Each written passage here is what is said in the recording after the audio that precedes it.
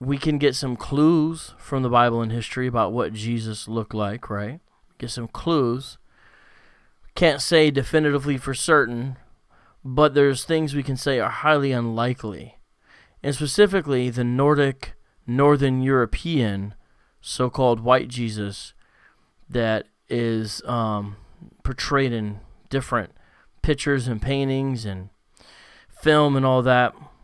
That Jesus, as far as the way he's portrayed, don't think he existed. Meaning, we can say adios to that portrayal. We can say adios to that portrait of Jesus, and that's why I've got an X over that. No disrespect to the real Jesus, but I'm just saying that example, painted there by Warner Salmon, that I've got up on the screen, it is highly unlikely, it's basically impossible that Jesus would have looked like that. And so we may say, oh, well, it doesn't matter. Well, there's a certain amount of truth to that. What's the most important thing to know about Jesus?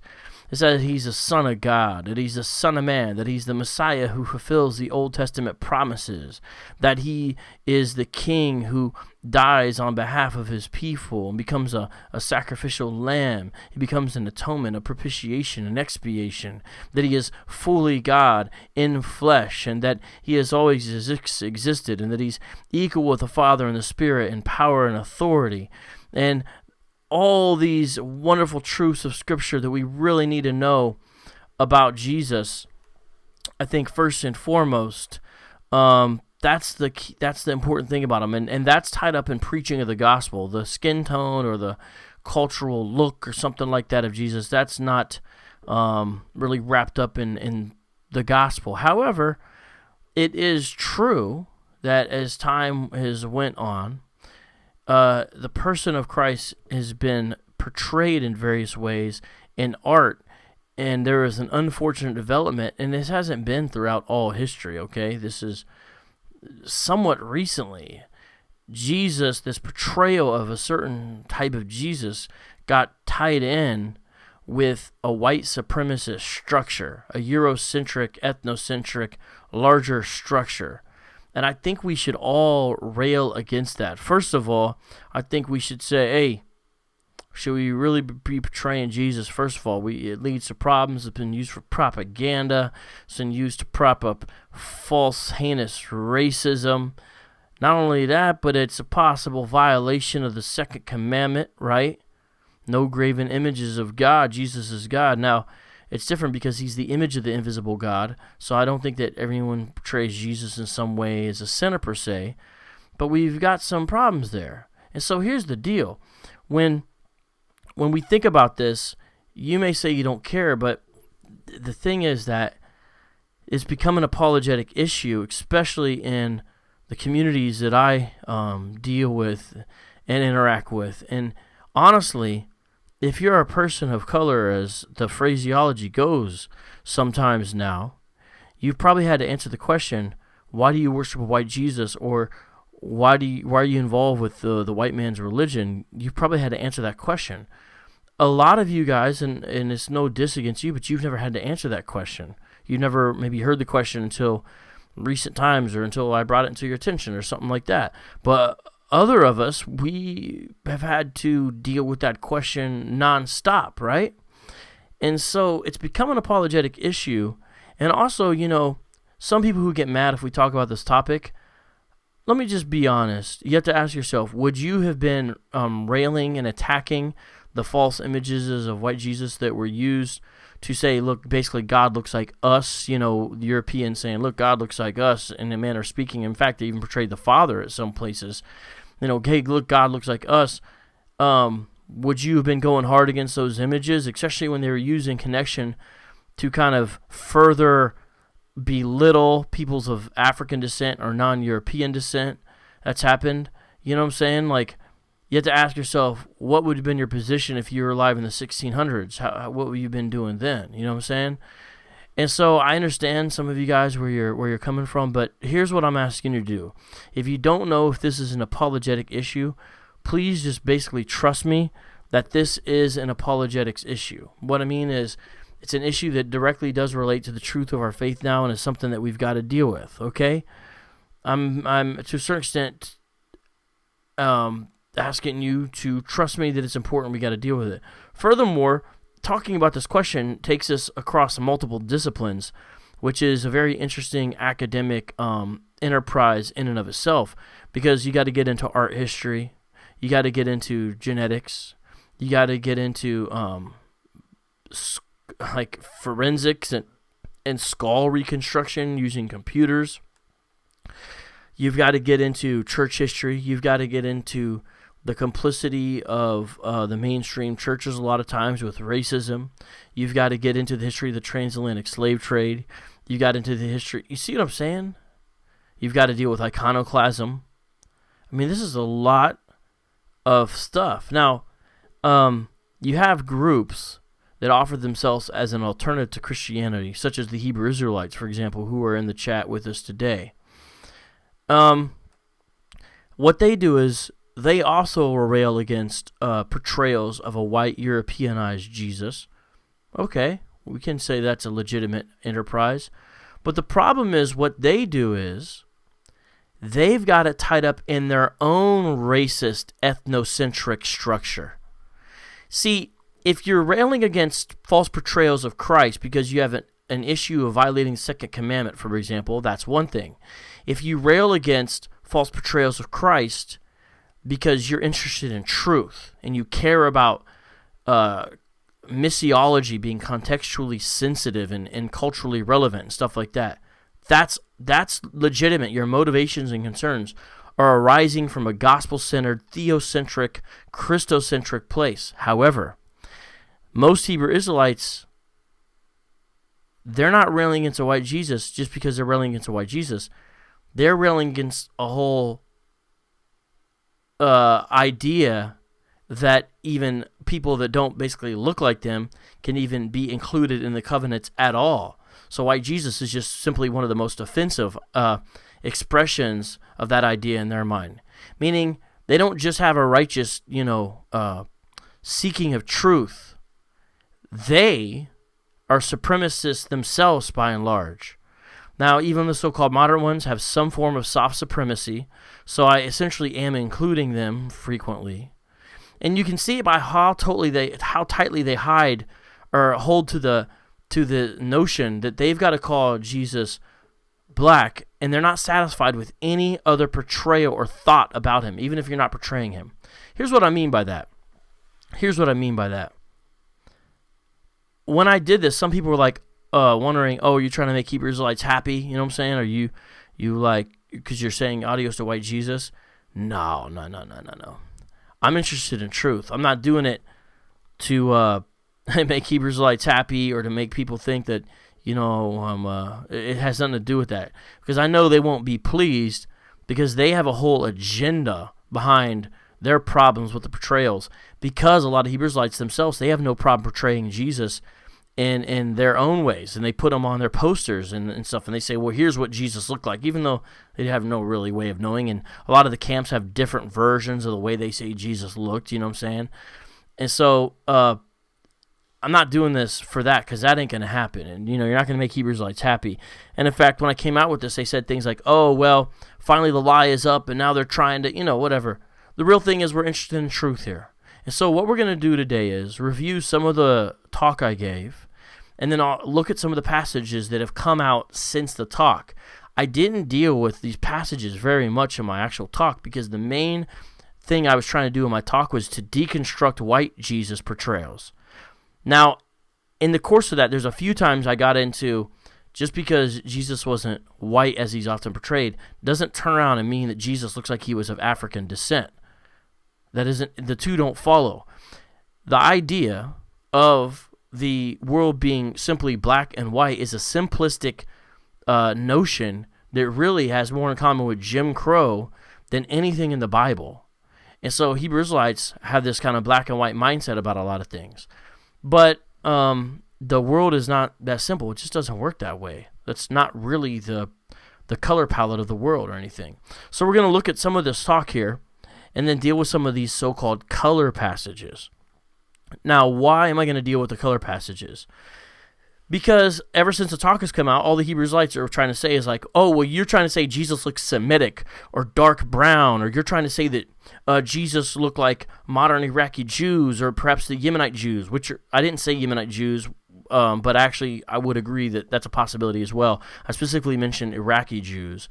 And if you look at pictures of them, you'll see what I'm saying. They look Arabic, Semitic, and it's just the facts of history, and I presented it in the talk. I encourage you to watch the talk. Now, here's what I'm going to do, though. I'm going to talk about actually this little portrayal I have up here, and then I'm going to look at some of the comments here in the comment section. You guys, there's a lot of comments going on right now, and much love to y'all. And then I'm going to get into some of these so-called color passages. And by the way, Don, shout out to you in the super chat. You're keeping it going. So do you see here, right here, this image here on the left? That's kind of a scrawl painting. I'm actually going to read to you about that right now. This is a great book called Face to Face on Fortress Press, Robin Margaret Jensen. And she's professor of history of Christian worship and art at Vanderbilt University Divinity School. I don't agree with everything she says or anything like that, but this is sort of an art history, but specifically dealing with how the divine has been portrayed. Portraits of the Divine in Early Christianity. This book's filled with a lot of important information. And I'm going to read a little section that talks about that picture right there. Right there. Okay, it's in this section under the first portraits. It says, page 30. Of course, much of this transition took place in tandem with radical changes in the church's status and support.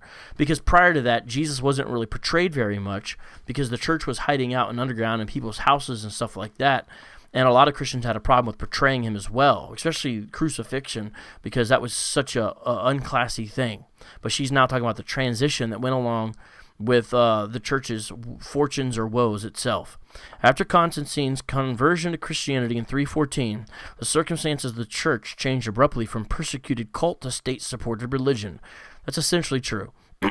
The practice of decorating burial chambers with biblical narrative scenes was soon expanded to include portraits of the saints. So the Christians had to sometimes hang out in burial chambers and catacombs, and they would sometimes have these little miniature kind of really crude drawings of biblical narrative scenes, and it soon got expanded. Churches were built because they didn't even have churches that they built prior to then for the most part, and decorated as well because the original religion itself was illegal. Stimulated at first by imperial patronage and money. So not only were they not persecuted, but the government helped pay for some of these, but also by a gradually emerging argument for the value of visual art for the church. So that's this is all very, very interesting. And the fact is, facts are facts. So Hebrews Lights rant and rave, but they don't bring any sources or evidences. They just simply don't.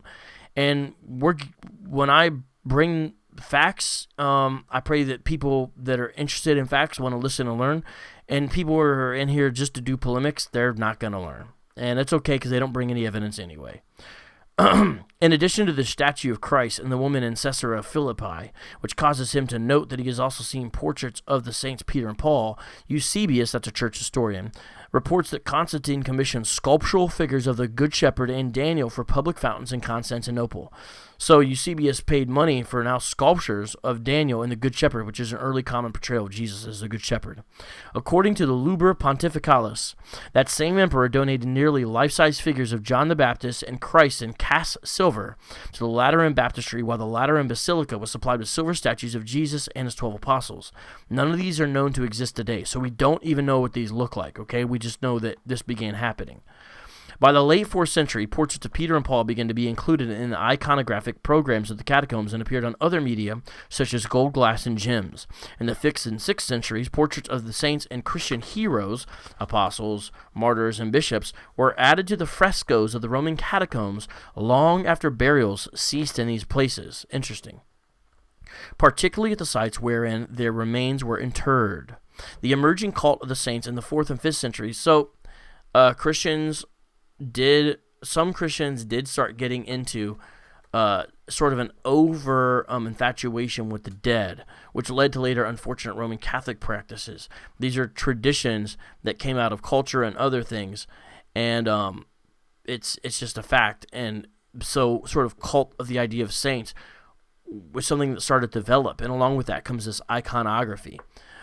brought pilgrims to these places where they might share a commemorative banquet to honor the holy persons near their mortal remains. So Christians celebrated death in a different kind of way because they believe in the resurrection.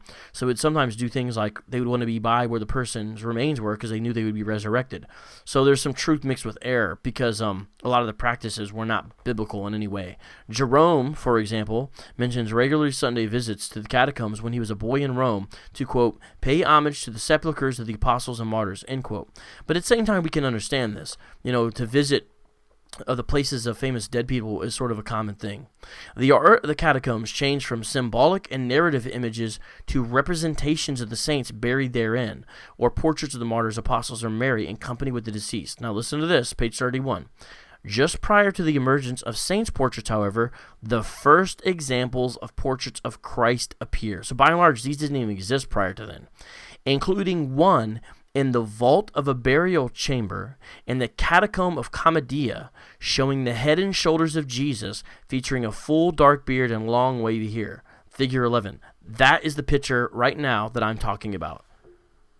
This is one of the first examples of a portrait of Christ, and this was in the vault of a burial chamber in the catacomb of Commedia. He's got a dark full beard and long wavy hair. Now here's the thing, and notice the Alpha and Omega there. You can't see it, but if you could see the full picture here, there's the Alpha and Omega, which is a symbol of his deity, of his divinity, because it's saying the first and last there in Greek. Now, you got to remember, this is done, we're talking, this is mid to late 4th century when this painting emerges, this portrait, right? Late 4th century. No one alive then would have had any idea what Jesus really looked like. There's no way they would have known. Hey, Brother Jay, what's up? How you doing? How you doing, Brother Jay? It's good to see you. Hey, Enzo, thanks for the super chat. Much love to you. Ham Sunshine, much love for you in the super chat as well. And everybody else, much love to y'all. Moderators, you're going to have your hands full today, but let's try to keep as many guys around as we can. So there's simply no way anyone in the 4th century would have had any idea of what Jesus would look like. They would not have been able to know witnesses. They weren't 2nd or 3rd generation at this point. They're too far removed. There obviously was not photographs, and there was no artistic precedent. So these first portraits, which since they're done in catacombs, they're not really fully colorized, right? So it's kind of the background's the background, and there's mild shading. And the idea, though, is not to even portray ethnic features per se, although they seem to want to get a general idea. They've got Jesus with a bushy beard, right? Okay, it looks like mildly curly hair. The key, though, there is the halo, which is, again, not really a Christian thing per se, but that exemplifies, favor from God. You might be able to say, zeal for Christ. Is that you, Marcus? Dang, what's up? Everybody's showing out today. Man, now I'm starting to feel nervous. Let me continue to read this, though. Dated to the late 4th century, his head is framed by a halo, and on either side we see the letters Alpha and Omega. Christ's face seems to float on a patterned background of squares and rosettes, perhaps meant to represent a coffered ceiling. Elsewhere in this catacomb are images of the denial of Peter and of Christ shown between two martyrs, or between Peter and Paul. Another such image, also dated to the late 4th century, was found at Ostia Antica, made of opus sectile, which is colored marble. Like the Commedia image, Christ's head, here framed by a simple nimbus, also has a dark beard, but in this image with a pronounced fork and long, dark, curly hair. I can show you that one in a second here. Actually, I don't have that one in a picture. The face of Christ alone, without any background or context, had become a subject of art and perhaps an object of devotion. A third famous late 4th century portrait of Jesus comes not from Rome at all, but from a mosaic pavement in the Roman Via, or perhaps a small house church, discovered in the 1960s at Hinton St. Mary in Dorset, England, and now in the British Museum. Figure 12. I'll show you that mosaic in a second here. A medallion in the center of this large mosaic shows Jesus with quite a different facial type than that of the Commedia or Ostia images, which were somewhat similar, but now we see this one, which is still around the same time, looks very different as far as the facial structure. This portrait of Jesus, which may have been placed originally in the dome ceiling, shows him beardless and wearing a rather mild expression. His hair is light in color and pulled back from his face. Instead of a nimbus, he has only a Chi-Rho monogram behind his head. And, it's Cairo. Why did I say that? It's Cairo. Wait, no. My Greek's getting really rusty. On either side are pomegranates, a symbolism which is somewhat unclear, perhaps of his passion or of abundance and the resurrection. At the corners of the mosaic are personifications of the four seasons, a popular secular theme in Roman art, especially pagan mosaics. Adjacent to this composition is another smaller mosaic portraying the mythological figure Bellerophon slaying the chimera, or perhaps a Christianized version, Christ slaying the chimera. They're not actually sure, because art doesn't always tell you exactly what it is. But I can show you a little bit of that one I was just discussing, although it's in black and white. But you can find these online. So here's my point by saying all that, is that the earliest sort of artistic portrayals of Christ, first of all, the one in Britain is different than the ones they found at Rome. The one in Rome is probably more accurate, but they would have no way of knowing for certain anyway. And this is a whole book to get information and facts. The Hebrewites really don't know what they're talking about when they start talking about Jesus. But one thing I found that was sad, though, is that I noticed a number of people actually who seemed offended by the idea that I was saying it was almost absolutely certain, and there's no real likelihood at all that Jesus would have been white or looked European at all. And so a lot of portrayals of him are fraudulent, fake, right? A lot of people seemed offended by that idea. I noticed a lot of people saying, actually putting up defensives about Jesus being white. Now, some of them I think were Anglo-Israelites who were attracted to the topic, which was unfortunate.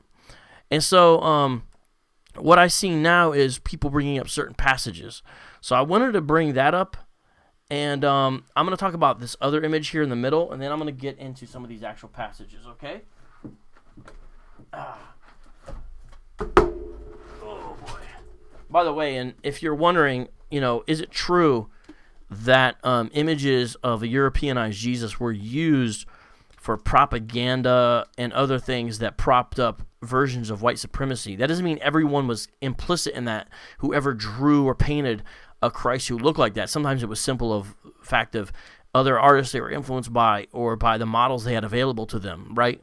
But other times, certainly that was the case. And sometimes even when people did certain things with less nefarious intentions, people misuse things. But if you want evidence of that, this to me is a must-read book. The Color of Christ, the Son of God, and the Saga of Race in America, Edward Bloom Paul Harvey. This book is simply amazing. I think if you're involved in urban apologetics, I actually consider this a must-have. This book is amazing. A less good book on the same topic, and it's not any shade at the authors here, is... Where'd it go? Oh, where did that book go? Oh, there it is. No shade at the authors. Is White Jesus. This is relatively new. The Architecture of Racism in Religion and Education. Now, it has some of the same points, and it has some good stuff, but it's much shorter, and it's a lot more opinion-driven, in my opinion, than the other one, which is really factual. But nonetheless, if you have both of these and read The Color of Christ first and this one second, you'll get kind of a good picture of that issue as well. And let me show one other book I'm going to recommend. This is really the definitive book on the topic, which is this.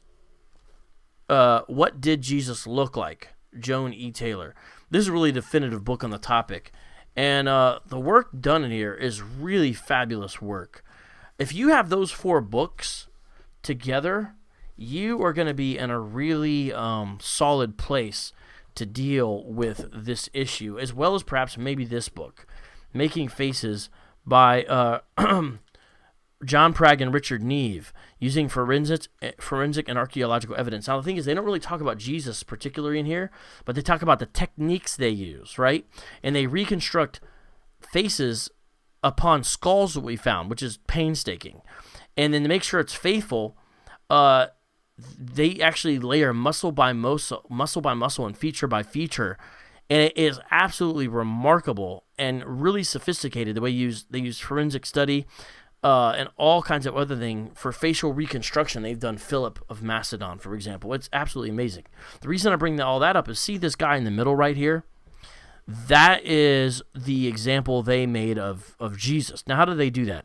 We found a whole bunch of first-century Jewish male skulls. There's a whole bunch. They're all over, and you can read all about them. They took 3 Galilean skulls and kind of made a composite of them. And what they did is then did this forensic reconstruction, which is quite a science. You can read about it in Popular Mechanics as well. So these are facts.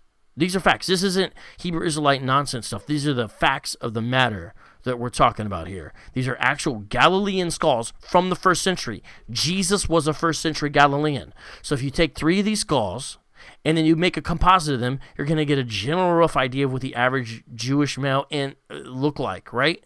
That doesn't mean it's exactly Jesus, but it means it's a much better idea than these Nordic-looking Jesuses, like Warner Salmon's famous image from, I think, 1938 or 1940 that I've got on the right there. That's one of the most famous Jesuses. He looks like a Northern European or something. There's no way. First century Jews, and even really modern Jews, they don't look like that. Why would Jesus look like that? He wouldn't. Now, the guy in the middle, though, is a composite of these 3 skulls. And here what we do is the skin itself, no one knows the color of. The hair, no one knows the color of. Things like that, the facial expression.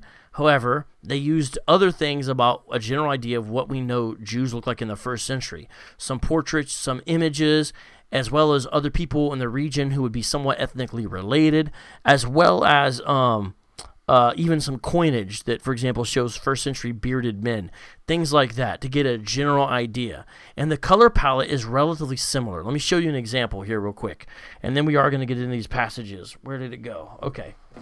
Ancient faces, mummy portraits from Roman Egypt. Now, this is a little bit different because this book is just filled with images. You can look these up yourself. They're called the Fayum mummy portraits, F-A-Y-U-M. F-A-Y-U-M. And what you got is, these are people in Egypt. So, probably not Jewish people, but if you look at these first century portraits of probably mainly Egyptians and maybe even some Greeks mixed with Egyptians, as well as some people from other parts of Africa, because remember, Egypt is in Africa.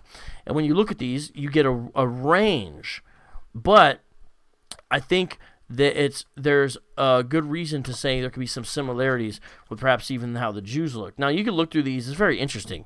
But here's what's important about this. Here's actually how this figures into the conversation, okay? You may say, well, wait, why are you talking about Egyptian mummy portraits from the first century? I mean, by the way, they really are detailed. See, that's not a Caucasian-looking person, but that's not someone who looks like sub-Saharan African descent either, right? The world is not that simple. Now, I'm going to show you why that's important here in a second. Here's some more of them. These are all over the internet, though. F-A-Y-U-M mummy portraits, okay? I wish I could show you these all, because this is fascinating stuff. There's a couple that look darker, a couple that look lighter, so I'm not trying to hide you anything. Here's why it's relevant. Hebrew Israelites bring this up, but they're not the only ones. People with sometimes 2 ethnocentric readings of the Bible bring this up. What do they bring up?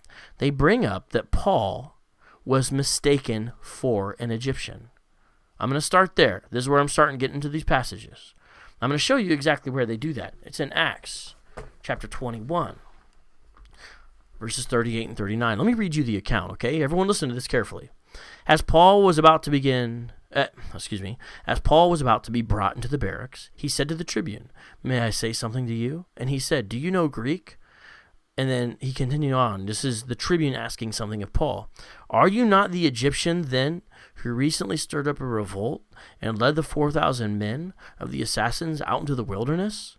Paul replied, "I am a Jew from Tarsus in Cilicia, a citizen of no obscure city. I beg you, permit me to speak to the people." And when he had given him permission, Paul, standing on the steps, motioned with his hand to the people. And there he began a great hush, and he addressed them in the Hebrew language. Okay, now here's what I'm going to say about that. People make a big deal out of Paul being mistaken for the Egyptian.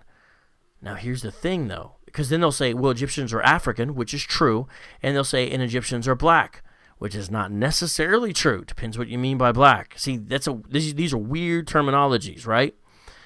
I just showed you a book, and you can look these up again on yourself. There's lots of these. F-A-Y-U-M, Fayum mummy funeral portraits, sometimes called funerary. There's so many of them. Just look them up online. Spend some time doing it, right? Don't look at doctored images. Just look at the real thing. If Paul is mistaken for an Egyptian, now I don't think it was mainly based upon the way he looked, because I think the phenotype in these regions were relatively similar, and that's why everybody didn't always know automatically who was who, right? But nonetheless, this tribune thinks Paul could be that guy, which means Paul could have looked like this guy's concept of an Egyptian. Okay, that's at least possible, because he's not asking him, are you the Ethiopian or something like that, or are you the Roman? He's asking him, are you the Egyptian? Okay. Now, here's what's interesting. It's mainly about Paul's actions, not the way he looks, but Paul's looks must put him within the realm of possibility of being an Egyptian. I just showed you pictures of what first century Egyptians look like. They don't look like the way Hebrew Israelites portray people from that area or region. If you look at their poster and their examples they have of the purple and gold black Jesus, for example, that IUIC has and all that kind of stuff that kind of looks like Nathaniel himself, those first century Egyptians don't look like that. So if you want to use the argument, as Hebrew Israelites often do, from Acts 28:1, 38 and 39, that Paul must have been black and therefore first century Jews were black, according to a certain understanding of the term black, because he was mistaken for Egyptian, you've got to deal with the fact that we know what Egyptians look like in the first century. Now, what is the comeback Hebrew Israelites make to this? Those who were somewhat informed, they'll say, "Oh, well, those were actually Greeks in those portraits. They weren't Egyptians." You can't know that for sure. That's an attempt at desperation. There's no way to know. These are all Greeks who moved into Egypt. There is simply no way to know. In fact, what they're doing is sort of an Egyptian thing. Think about it. Portraits on their caskets, right? You know what I'm saying? That's an Egyptian thing. Not identical to the ancient practices, but, right? These things aren't all over the world. Now, my point by that is saying that there's no way to know that. And it's basically impossible that every single one of these funerary portraits we have are all Greeks. It's just impossible. And the fact is, some of them are what we would describe as black. There's a few that look like, well, that looks black. And yet, they're Egyptians from the first century. So if you're going to discount them all as Greek, what do you do with these ones that look clearly black from the Fayum mummy portraits? The fact is, and some people say, oh, well, the Egyptians had been changed because the Greeks had intermarried with them and interbred so much, so they were lighter than they were prior. Okay, let's make that argument. That still means this guy here in Acts 21, the tribune, he still thought Paul could have looked that way. Meaning if he's mistaken him for an Egyptian and saying, hey, are you an Egyptian? He's in a time frame that you're saying, well, they're all mixed up. That means Paul would have had to look that way as well. Do you see? The facts destroy Hebrew Israelite arguments. They're not with Hebrew Israelites at all. And I'm going to give you another example right now. And this is one of the key ones, because what happened was, when I did the class, I showed the clip from from Malcolm X movie, where what happened was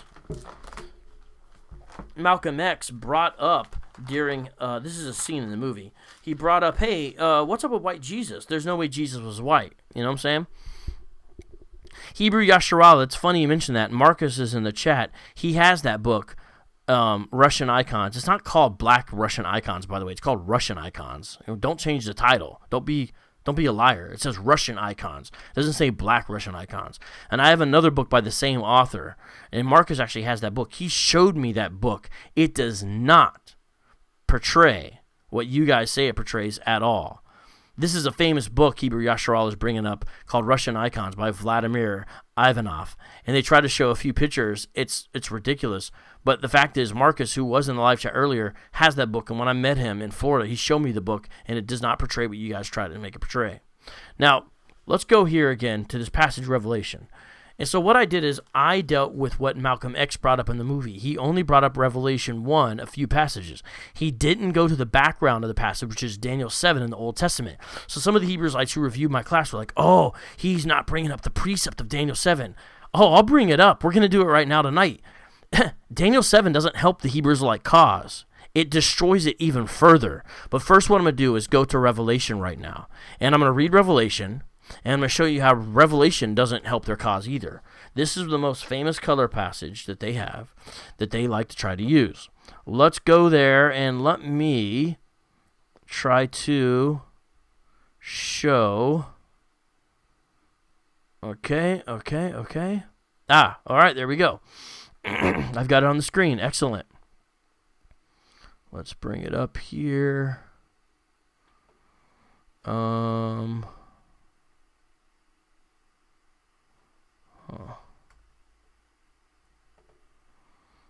make it a little bigger for you guys if I can. Okay, there we go.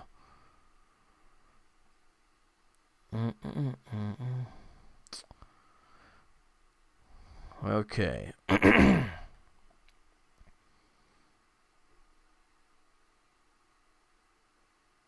Okay, look below me on the screen. Let's read this now. Hebrews lights turn to this passage to say Jesus is described as a black man in Revelation 1. Let's look and find out if that's what it does. And then we're going to go to Daniel 7 and show how their case gets even worse, all right? Starting in Revelation 1, verse 12. This is John speaking. Then I turned to see the voice that was speaking to me. And on turning, I saw 7 golden lampstands. And in the midst of the lampstands, one like a son of man. That's an interesting phraseology because it comes out of Daniel 7.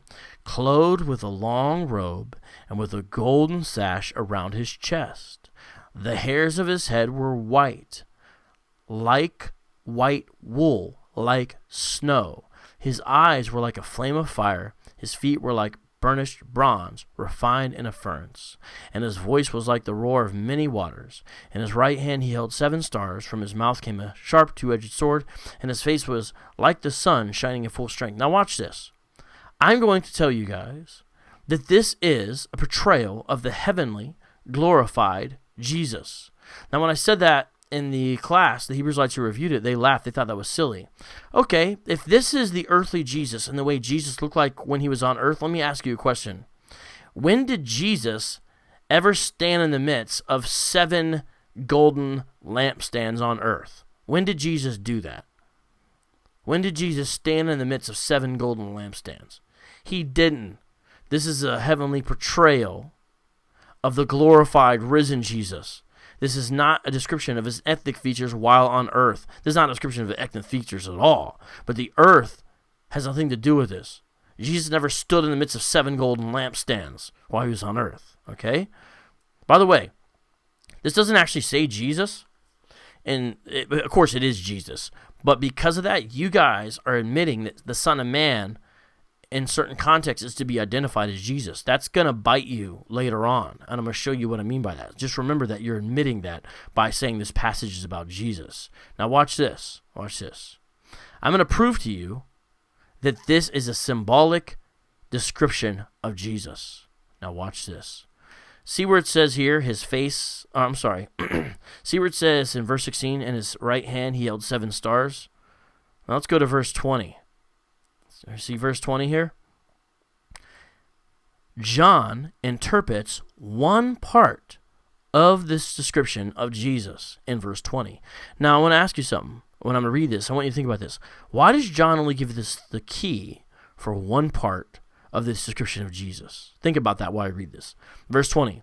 And as for the mystery of the 7 stars that you saw in my right hand, so this is Jesus speaking, and the 7 golden lampstands, well, you could say 2.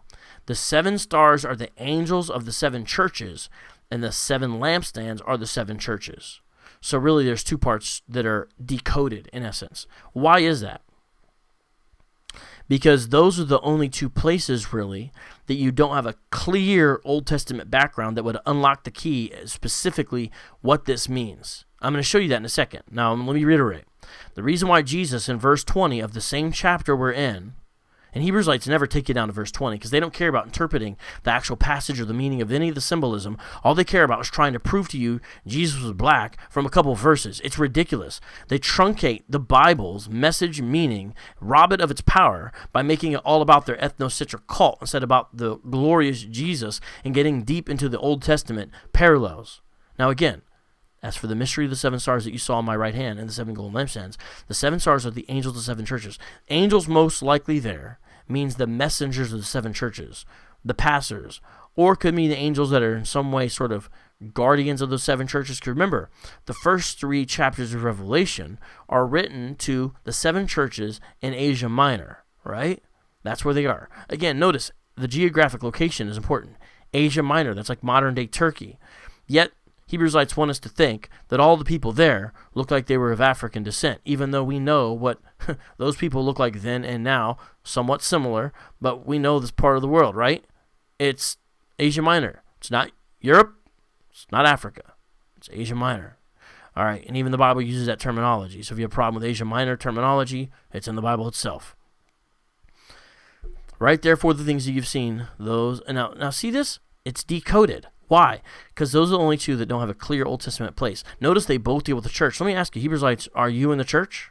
Are you in a church? Nah. Yet this is written to the churches of Asia Minor, 7 of them.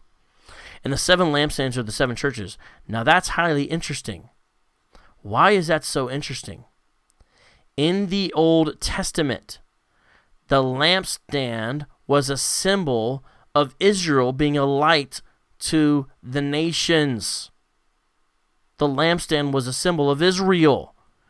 And I think we can get that background from a couple places. I'm going to bring it up here. Now we're getting into the symbolism. We're going to decode the rest of it according. So this is all the way, we're here now in verse 12 of Revelation 1.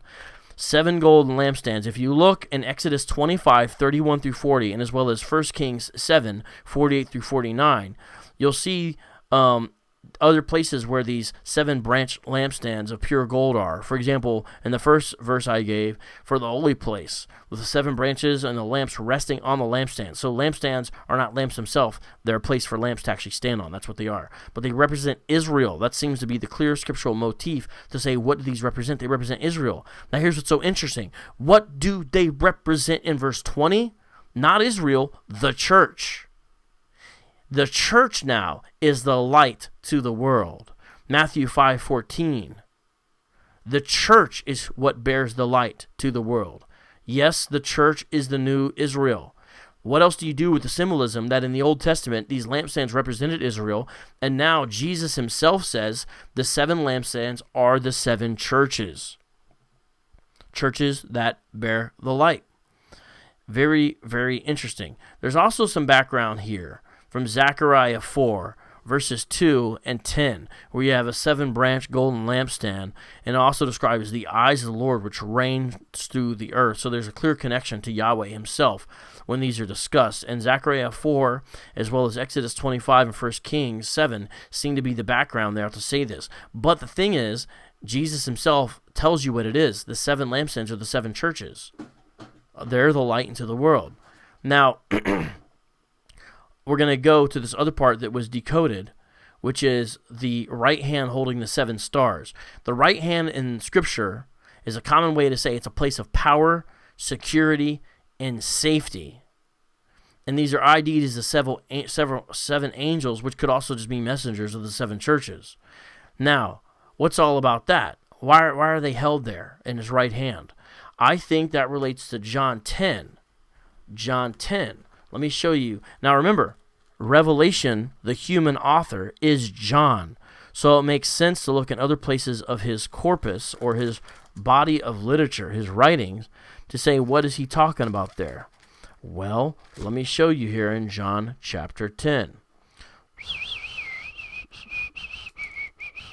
Where'd it go? Here we go. John chapter 10.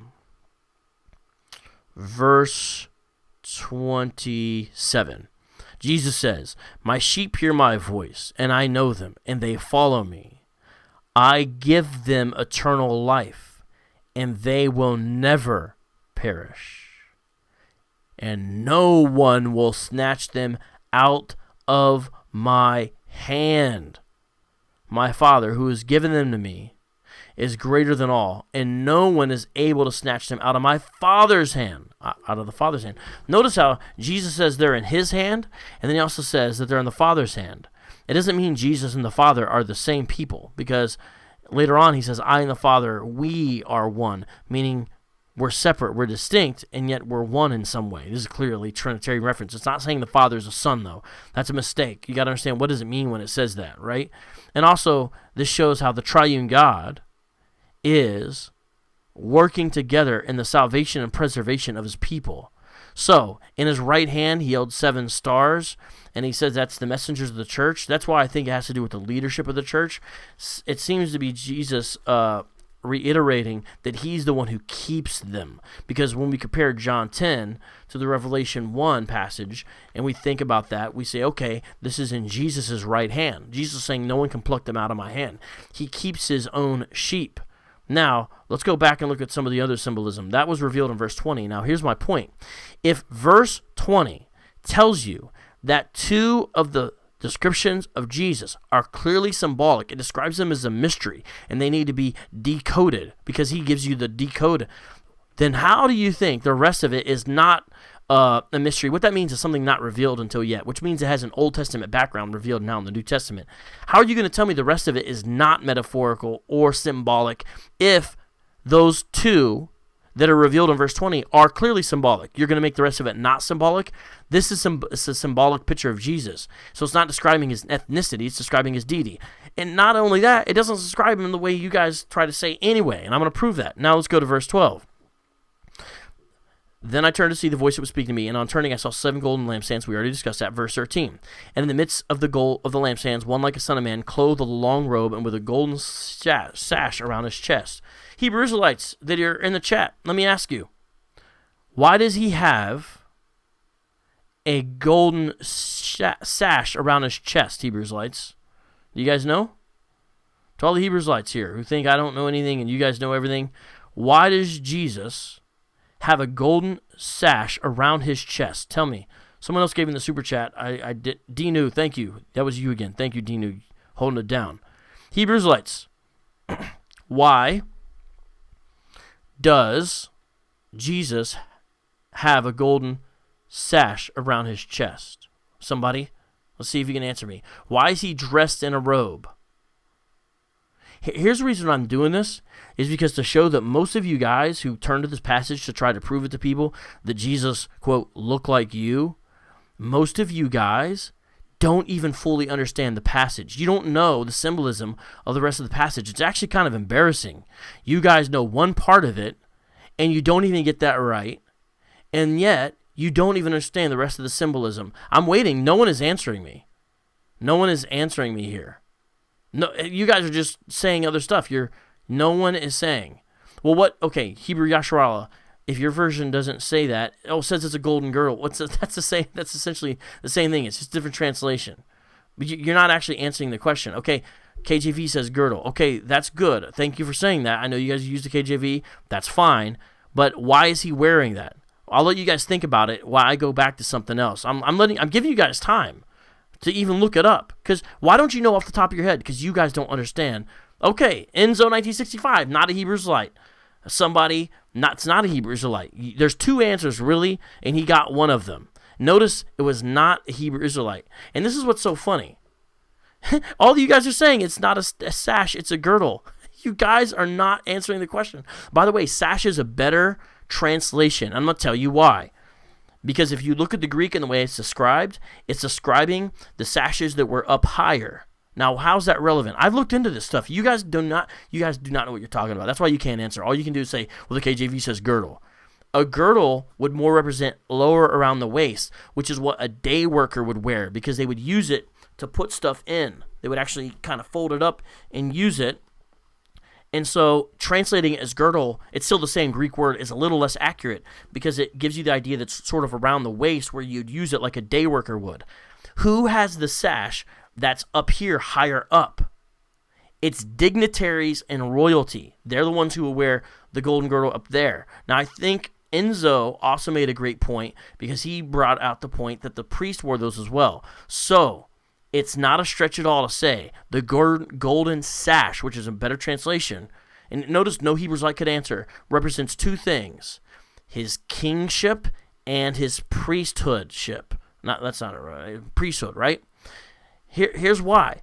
Because in the Old Testament, just like Enzo said, they would rock the golden sash. They would have these long robes, which notice it mentions Jesus' long robe. And you can look this up in Exodus 28:4, Exodus 39:29.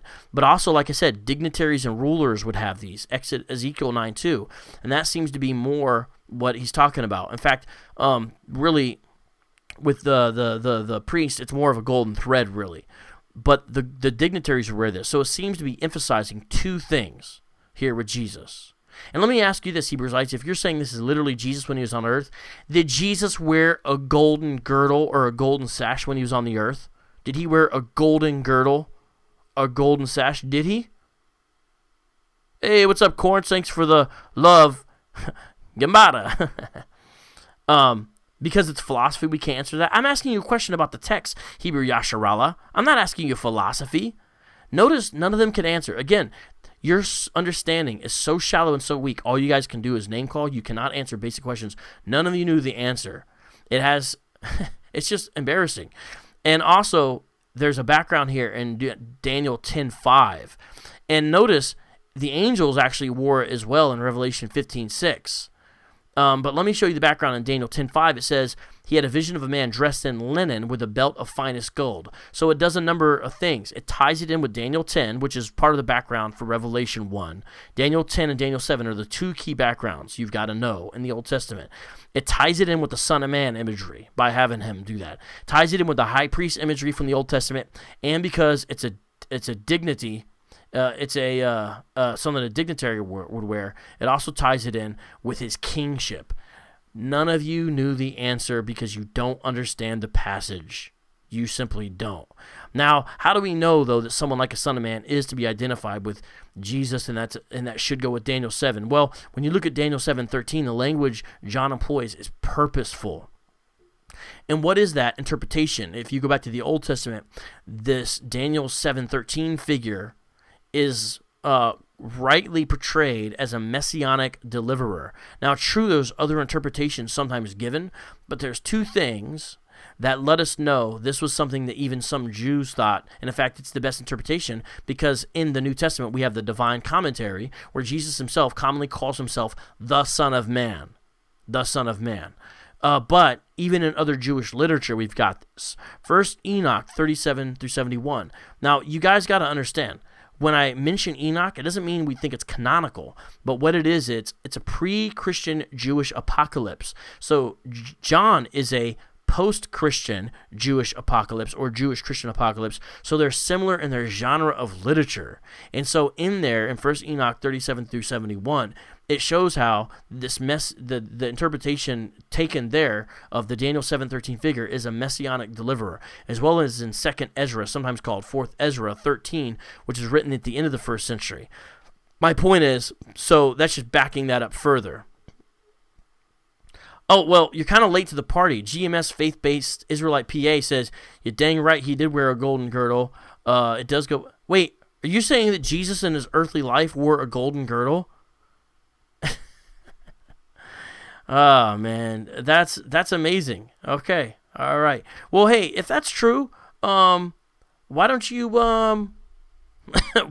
guys ever portray him in your little pictures of Jesus? I've never seen him with the golden girdle. I don't really remember seeing that.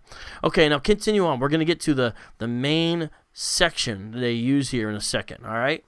So we're continuing on showing how the Hebrewites don't really understand the passage, and they simplify it to a point where it doesn't even, they rob it of its Old Testament richness.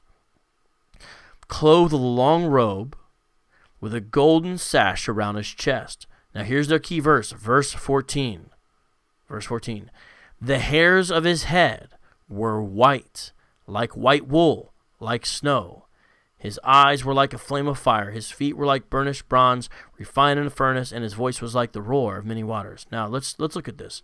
We've already shown, because of the interpretation in verse 20 of what was there in 16 and 13, that this is symbolic, right? We've already shown that. We've also shown that everything has an Old Testament background, some more clear than others. And what did we do there? You guys are hilarious. All you can do is invective, no interpretation. Let me just ignore you guys for a second, because it's maddening. It's like, all right, never mind. I'm not going to insult. Okay, let me focus here. So let's look and find out what the background is here for verse 14. The hairs of his head were white, like white wool, like snow. Well, I want to show you a few things about this passage. Okay, I'm gonna highlight it here. The hairs of his head. The hairs of his head are white like snow. So what they'll say is, okay, notice it says his hair was like wool. Who are the only people on earth who have woolly hair? First of all, it's not the case that everyone who is what you guys say so-called black has what you would describe as woolly hair. First of all, that's not even true. Okay? And there's people of other ethnicities who actually have some texture hair like this. So it's just not even fully true. Number one. Number two, it says what is white. And there's a reason for it. The hairs of his head were white. So it's talking about color, like white wool. So here's what you could do. You could stop this sentence here, and it would be complete. The hairs of his head were white. It's saying he had white hair in this angelic vision. You could stop the sentence, it would be complete. But John gives two what are called similes, because a simile is like or as. He gives two similes here. So you have to ask yourself, what do these similes explain? What do they explain here? Are they explaining the color or the texture? Hebrew Israelites try to say it's the texture, but you can't justify it from the text because it's talking about the hairs of his head were white, and then it tells you what they're white like. They're white like white wool. The white is what's reiterated again. So pure wool is like a pure white. Then, to make it even worse for your case, it says like snow. So, if you're trying to say that the like white wool is describing the texture and the color, even though texture is never mentioned, it's only a simile for color, then let me ask you this. Hebrew Israelites, answer this question. What is the texture of snow? Who are the people on the earth who have hair like snow? Hebrew Israelites, tell me. Who has hair like snow? What texture would that be? What's the texture of snow? Yeah, because if you're saying that the white like wool is describing his texture, then if you're going to logically be consistent and continue to interpret it in that manner, then the snow, where it says white like snow, also needs to be describing the texture. So what is the texture of snow? And notice the Hebrew Israelites cannot answer the question. They don't even understand it. So let's talk about now what this represents. It represents purity. That's what it represents. And it's interesting, Revelation 3:18 is dealing with Laodicea. Well, one of the major industries there at Laodicea was actually their wool industry. So this would be a ready metaphor for that church. But let me show you here. What's going on. I'm going to show you a couple places that help us to understand what's going on here. One of them is Mark 9. Mark 9. I'm going to go to verse 3. I'm waiting for a Hebrew Israelite to answer me. What is the texture of snow? Did someone answer? All right. Here we are in Mark 9:3. I'll start here, verse 2. And after 6 days, Jesus took with him Peter and James and John, and led them up a high mountain by themselves. And he was transfigured before them, and his clothes became radiant. So Jesus began shining and glowing, and his clothes specifically. This sounds very similar to the way he's described in Revelation. His clothes became radiant, intensely white, as no one on earth could bleach them. Notice how it's very difficult to describe how bright and shiny Jesus was. And so they do whatever they can to try to describe it. And here it says, white as no one on earth could bleach. So basically saying, I've never ever seen this level of whiteness or brightness. It'd be like nobody else could have ever bleached his clothes that bright, that white. And as they were coming down the mountain, he charged them to tell no one what they had seen until the Son of Man had risen from the dead. So there you see Jesus is identified as the Son of Man, by the way. But also you see there's a description. So what are we dealing with in Revelation? It's very similar. It's very similar to the way Jesus described in Mark 9, Transfiguration, Revelation, both of them. It's funny, the Hebrew Israelites have never heard this before. Let me explain it to you. You got, because I'm looking at your comments, and you guys clearly... There's a serious lack of comprehension on a lot of your guys' parts. I want you guys to stop and think. Try to get out of your GMS tar-created bubble for just a second. If you're saying in Revelation 1, where it says white like wool, means the texture, not just the color. But notice, it doesn't say that it felt like wool or anything like that. So you are literally inserting your own meaning because you worship your ethnicity. You're inserting your own meaning there. If you're going to say that, though, that white like wool is referring to the texture as well, then the snow part also needs to refer to the texture as well. You can't say one is describing the hair's texture and the other one's not, because clearly they're both just describing the color. Any reasonable, sane person can see that it's describing the color. Since you guys want to make it about texture, then you have to include the snow as part of the texture. If you don't include the snow as part of the texture, why? Why are you including the wool but not the snow? It makes no sense to do that. And yet, none of you guys can answer. This is embarrassing. This is embarrassing. I'm looking at you guys' answers. This is just embarrassing. I need to take a timeout. Justice, go on. Hey, go on out. Go on out, buddy. Justice, go. Sorry, I'm kicking my dog out of the room. He's distracting. Go. You gotta go, buddy. Sorry, buddy. You gotta go. Go. Okay, I knew I wasn't going to get any answers to this. All right. Well, you guys, we're going to go back to Daniel now. And you guys think that that's going to help you out. So let's go to Daniel 7. You guys ready? Let's go to Daniel 7.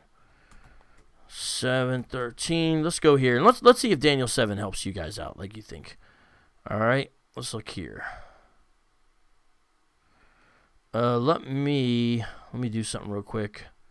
Change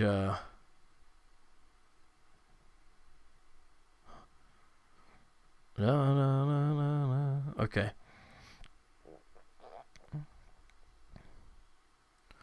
All right, so let's take a look here. So this is Daniel 7. Daniel is given a vision, and listen to the description of this vision. Really, I think we need to start a little bit earlier. We need to start right here in verse 9, to get the full picture of this. We're going to go to that verse. The Ancient of Days reigns. Daniel 7:9. As I looked, thrones were placed, and the Ancient of Days took his seat. His clothing was white as snow, and the hair of his head like pure wool. His throne was fiery flames. Its wheels were burning fire. A stream of fire issued and came out from before him. 1,000 thousands served him. 10,000 times 10,000 stood before him. The court sat in judgment, and the books were opened. I looked then because of the sound of the great words that the horn was speaking. And as I looked, the beast was killed, and its body destroyed and given over to be burned with fire. And as for the rest of the beasts, their dominion was taken away, but their lives were prolonged for a season and a time. So that is describing the Ancient of Days. So I want to ask you, Hebrews-lites, who is the Ancient of Days? To all the Hebrews-lites, because I have a lot of you guys joining, so I'm asking you direct questions since you're here. Hebrews-lites, who is the Ancient of Days? Please tell me. Who is the Ancient of Days? I'm waiting on your answer. All right, now let's go on here, and I'm going to read now verse 13 while you guys answer. Verse 13, the Son of Man is given dominion. I saw in the night visions, and behold, with the clouds of heaven there came one like a son of man, and he came to the Ancient of Days. This is very key. It shows that the Son of Man is one figure, and the Ancient of Days is another. You guys see that I'm saying? The Ancient of Days and the Son of Man. Two different figures, because they're distinct personages. There came one like a Son of Man, and he came to the Ancient of Days. The Son of Man is coming to the Ancient of Days. So, guys, who is the Ancient of Days? No one has answered yet. Okay. Well, according to the full revelation that we have now, we would properly describe him as God the Father. You guys would want to just probably say God, or you want to say the Most High, or Yahuwah. Okay.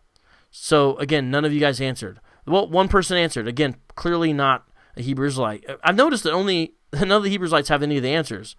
You guys just throw insults. But God the Father is the Ancient of Days. Here's another person who says God is the Ancient of Days. Okay.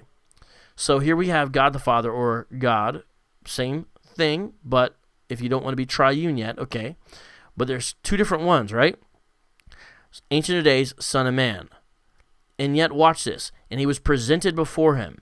And to him, who's the him here? It's the Son of Man. To him was given dominion and glory and a kingdom that all peoples, nations, and languages could serve him. Now, what do you do with nations? What do you guys do with nations? Well, I already know.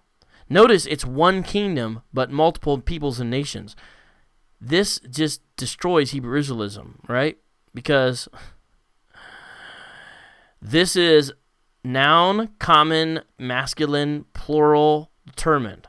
That's just kind of deconstructing the Hebrew for the word nations there. But I'm focusing on one part, and if you're thinking, you should know what it is.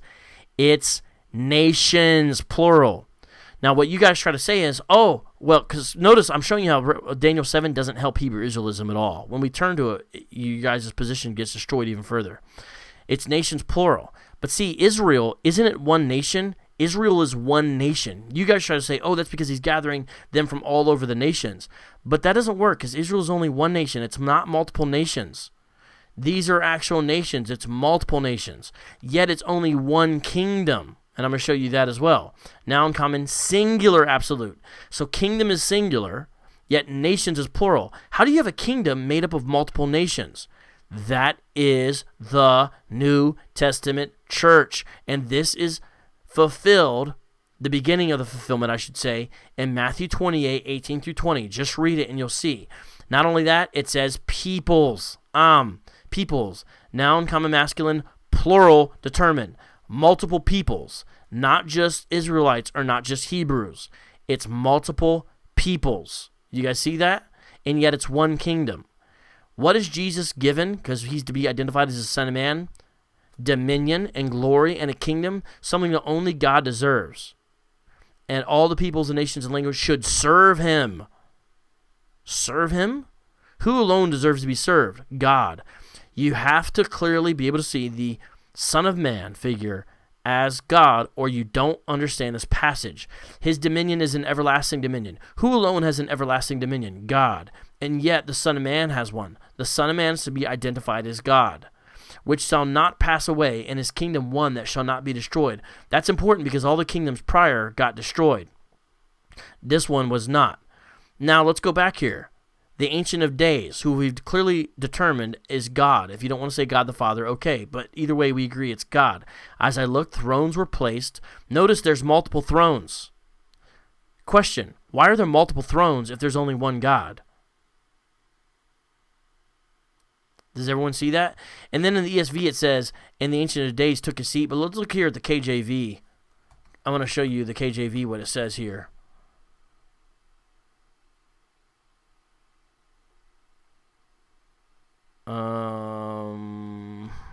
Where'd it go? I beheld till the thrones were cast down. And then yet, the Ancient of Days sits just on his throne. Do you guys see that? He's not sitting on a bunch of thrones, so why are there multiple thrones? This again is the hint towards the triune nature of God. Do you guys understand that? Why are there multiple thrones in this scene? It's a hint towards the triune nature of God. Thrones were placed. The KJV says cast down. That's not a proper interpretation. I'm just sorry, it's just not. Because if you look at the Aramaic, did I say Hebrew earlier? Hold on. One of the parts of this is Aramaic. Why do I have the Hebrew up? Well, anyways, it's still the fact of what it is in both of them. But when you look, what you have here is multiple thrones. Isn't that interesting? Why do you have multiple thrones? Multiple reigning rulers. This is the complex unity of God. As I looked, thrones were placed, and the Ancient of Days took his seat. So he has one himself. So this is God being described as having clothing as white as snow, and the hair of his head like pure wool. And his throne fiery flames, wheels of burning fire. Now here's how this doesn't help you, because you guys deny the full deity of Jesus, and yet you're going to see Jesus being described in the same way that the Ancient of Days is described in Revelation. In Revelation 1, the Son of Man is described in similar language as the Ancient of Days here, fully identifying him with God. Do you guys see that? A stream of fire issued and came out from before him. 1,000 thousands served him, and 10,000 times 10,000 stood before him. Notice there's these throne scenes in Revelation. What you see there is you see that people from every nation, tribe, and tongue are serving the Lamb and the Father as well. So now we're back here in the Son of Man, not the Ancient of Days, not the same person, and yet in Revelation, when we go back to it, we see the way he's being described is like the way the Ancient of Days described. This is clear implication of the deity of Christ. Now, what about this? His clothing was white as snow. So, Ancient of Days is portrayed in some kind of theophanic way. Now, God the Father doesn't have a body. He never took on flesh. It's heretical to think otherwise. And yet, he's being described in this way. It seems like it's another hint towards the incarnation. But when you look, the point is to describe the beauty and the kind of pure, raw shiningness, right? And I'm going to show you that it, again, has nothing to do with texture. The hair of his head like pure wool. Right before it says his clothing was white as snow. So it's continuing the metaphor of the white. And notice how it's the same two things, snow and wool. His clothing was white as snow, and the hair of his head like pure wool. Both are describing the whiteness of his garments, which is the same thing that happens in Mark 9 to Jesus himself. So the Ancient of Days is that language that's clearly God is now being put on to Jesus. Do you guys see this? Do you guys see this? This is amazing. Oh, did someone give him the super chat, Don? Did I miss him? I think I missed somebody in the super chat. If I did, forgive me. Thinking believers might have been you. I can't tell right now. I'm not going to go back through the whole thing. But this is powerful information, and this is the real background of this passage. And you guys simply don't deal with it.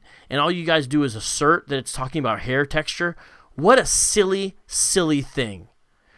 What I mean is, you've got this magnificent language. Thrones were placed. The Ancient of Days took his seat on a throne. His clothing is as white as snow. He's shining. And I'm going to skip this. I'm going to show you why.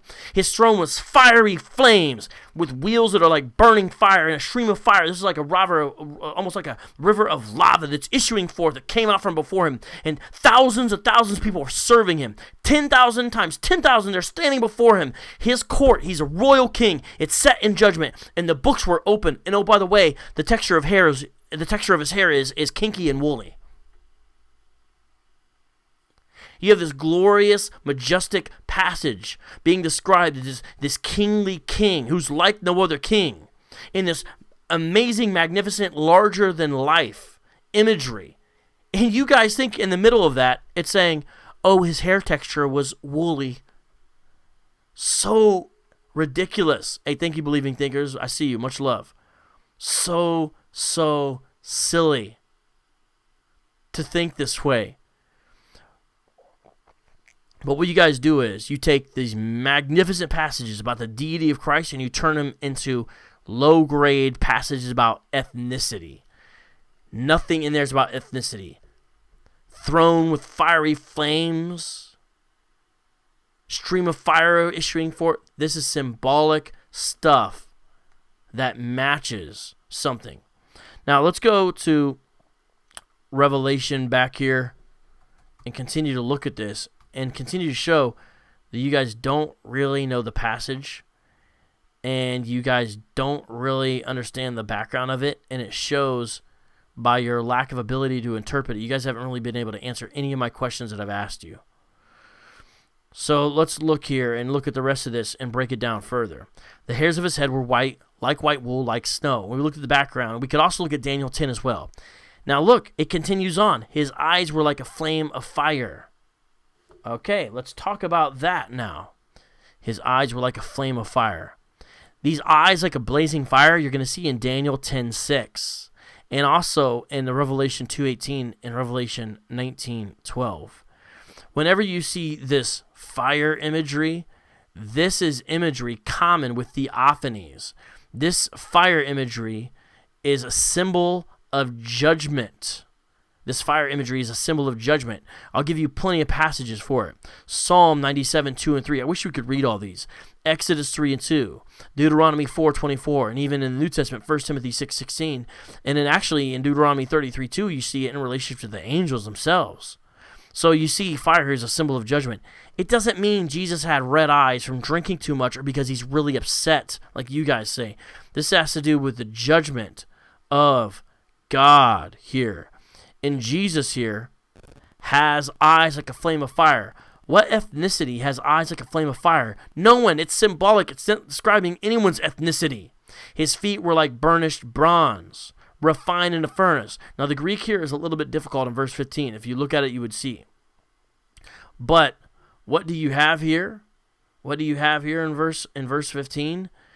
You have a situation that's basically describing a glowing human. Let me show you. His feet were like bronze glowing in a furnace is another way to interpret this or translate it. His feet appeared like they were shining bronze, as if they were fired to white heat in a kiln in order to purify or refine. Now, if you're going to be consistent and look at what this whole thing is describing, watch this. Golden. Golden, mentioned twice in verse 12 and 13. White, like snow, like wool in verse 14. Get to the second part of verse 14. Eyes like fire. Get to verse 15. His feet. Now, I'm going to skip that for a second, come back to it.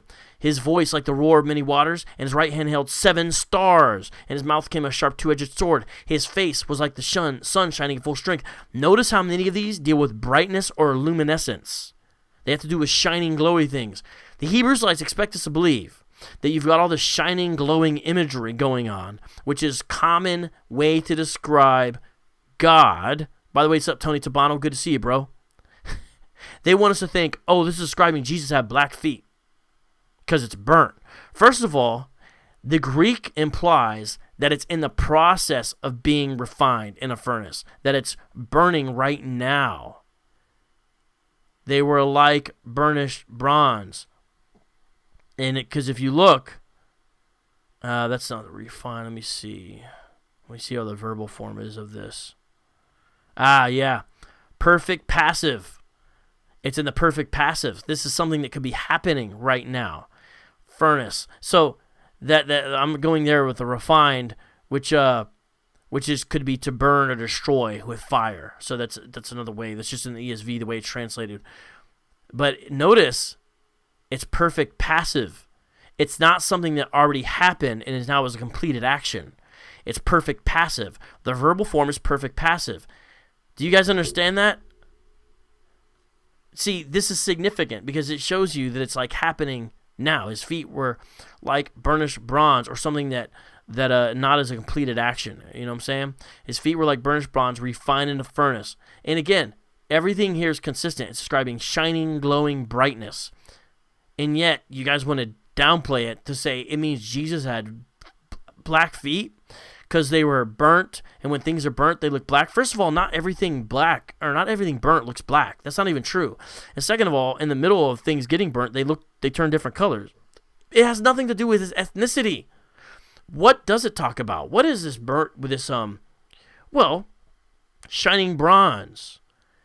Look at Ezekiel 1:13. Look at Ezekiel 1:27. Look at Ezekiel 8:2. Look at Daniel 10:6 and even Revelation 2:18. Even Ezekiel 1:7. They all have to do with glowing metal. And in Ezekiel and Daniel, this brightness of the shining metal is like that fire, which is a symbol connected to the glory of God. This is glowing, shining metal. All you got to do is look at the Old Testament background. It's not about something being black and burnt. That doesn't even make sense. Look at the Old Testament passages I just mentioned.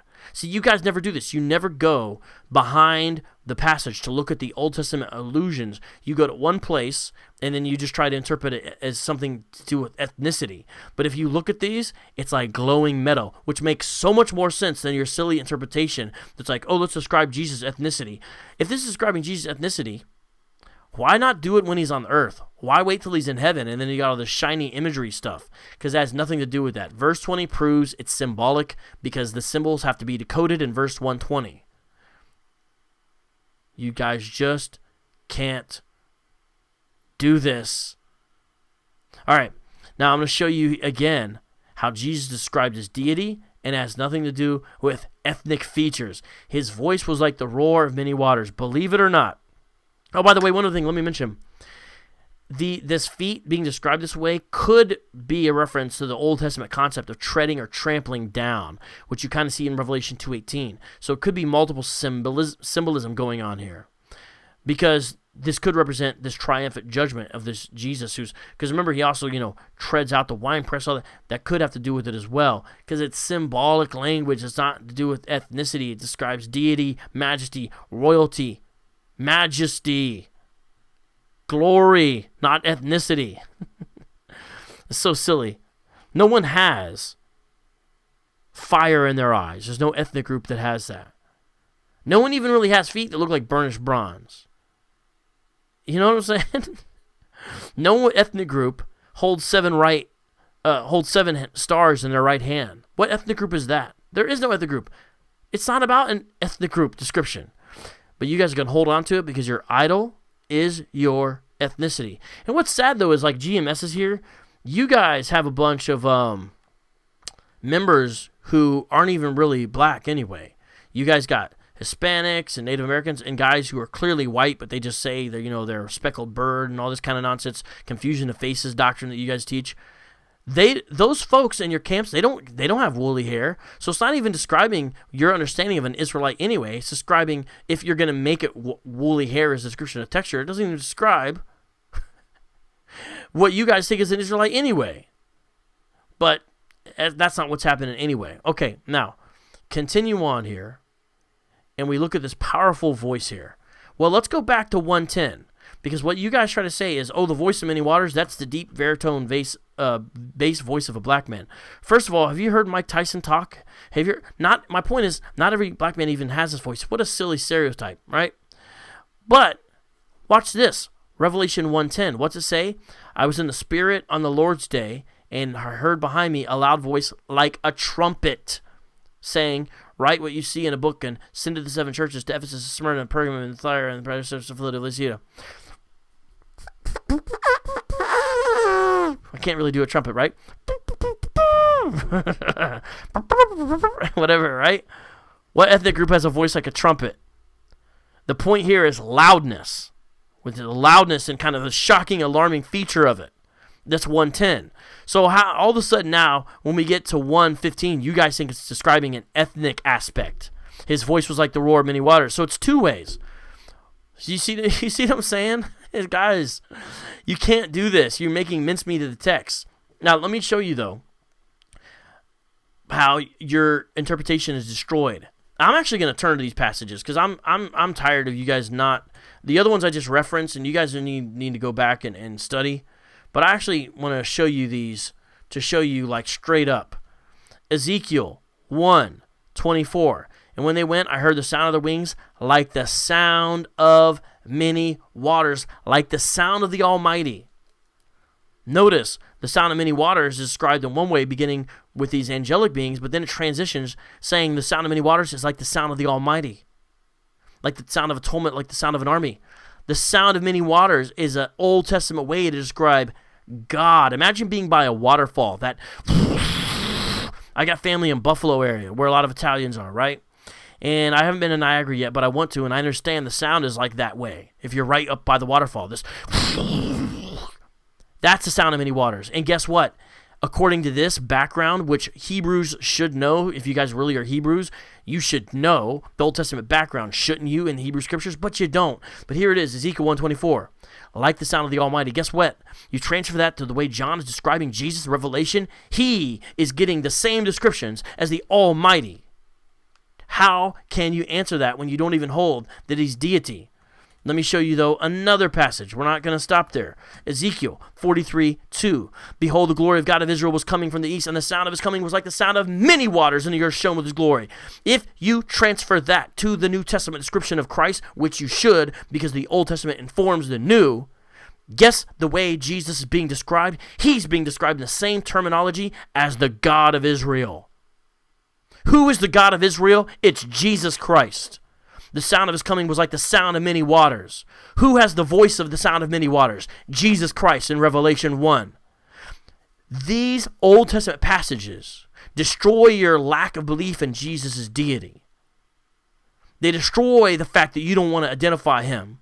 as the God of Israel, which he is. What's up, Tony Tabano? Thank you for the super chat. Keep up the good work, bro, too. By the way, man, I never even knew, who your girl was until recently. I'm glad you showed her, because it's cool to kind of put a face with, you and your fam, and that was cool. I'd like to meet your family next time when I come through, bro. It'd be dope to especially meet her, maybe catch a movie together or something like that. Maybe she has a, never mind. I'm not going to say that part. But it was cool to put a face with that. So shout out to you, bro. But do you guys see this? The glory of the God of Israel was coming from the east, and the sound of his coming was like the sound of many waters. You can't get away from the fact that John is purposefully taking this Old Testament symbolism, and then he's transferring it to Jesus Christ in Revelation 1. Psalm 93:4. Mightier than the thunders and many waters, mightier the waves of the sea, the Lord on high is mighty. Mightier than the thunders and many waters, mightier than the waves of the sea, the Lord. And guess what? Whenever you see Lord, all caps, in the Hebrew, most of you know what that means. That means the tetragrammaton. It means Yahweh, and you can see it right down here. That Lord is Yahweh, who is being given the same symbolism reserved for Yahweh in the Old Testament. In Revelation 1, it is Jesus Christ. Indeed, he is to be identified with Yahweh and the God of Israel. You can't get away from that fact. Yeah, Tony, I saw she used an Israelite. Much love to you, bro. This is powerful, powerful information. Not because of anything I'm doing, because the way God has weaved together Scripture is beautiful and powerful. And you guys want to denigrate it down to, his feet were black and he had a kinky hair. Man, get out of here, man. Get out of here. Ooh, okay. All right, I'm gonna settle down here. Oh man, this is powerful stuff, because what we've got is John knows what he's doing. He's writing inspired, but he knows what he's doing. His voice was like the roar of many waters is not a way to describe his ethnicity. It is a way to describe his deity. Instead of going to your cultic One West silly religion invented by Abba Bivens and Arya, and to you non-One Westers, whoever your leaders are that gave you these shameful, shallow, superficial, obscure, esoteric, non-contextual, ahistorical interpretations, do away with those, and instead go to the beautiful pages of the Old Testament. Find within the tapestry of the Hebrew Scriptures the truth that should inform the way you interpret the New Testament in Revelation 1. Now, continuing on in verse 16. In his right hand he held 7 stars. From his mouth came a sharp two-edged sword, and his face was like the sun shining in full strength. We really only have 2 that we've got to deal with here, right? Which is the two-edged sword. So let's look at those. The Greek word there is rhamphia. It's only in Luke 2:35 and is originally a large broad-bladed sword used by the Thracians. This expression is only used one other place. Usually whenever you see sword in the Greek, it's describing a different type of sword. So this is like a war sword is my point. This is a certain kind of powerful war sword that is coming out of his mouth. And again, you want to make this about ethnicity? What ethnic group? What people group? What phenotype? What in your DNA produces swords coming out of your mouth? Not then. Not then. Come on. I mean, I've known some Sicilians that are sharp-tongued, but come on. From his mouth came a sharp, two-edged sword. This is saying he speaks the word of God. The word of God speaks the word of God. John 1:1. You can see a parallel expression there in Isaiah 11:4. Let me show you this. This is powerful and beautiful. And notice, Hebrews hardly ever deal with these other passages. They just try to focus on the little color things there, but look at this. This is describing the Messiah. With the righteous he shall judge the poor, and decide with equity for the meek of the earth. And he shall strike the earth with the rod of his mouth, and with the breath of his lips he shall kill the wicked. Righteousness shall be the belt of his waist, and faithfulness the belt of his loins. Who is this? This is the Messiah. He speaks, and it is. Who only can do that? Who alone can fight by just saying or declaring something? That's a powerful king that has that kind of authority that can just say, and it is. Only God himself. And you see that in creation. And God said, let there be light. He just says it, and it is. His will comes to action immediately by his power. This is amazing. This is amazing, amazing stuff here, folks. Now, when you see this, you realize that this is describing Jesus' deity. And you see this sharp two-edged sword also in Revelation 1:16, 2:12, 2:16, 19:15, 19:21. Now let's look here at the last one.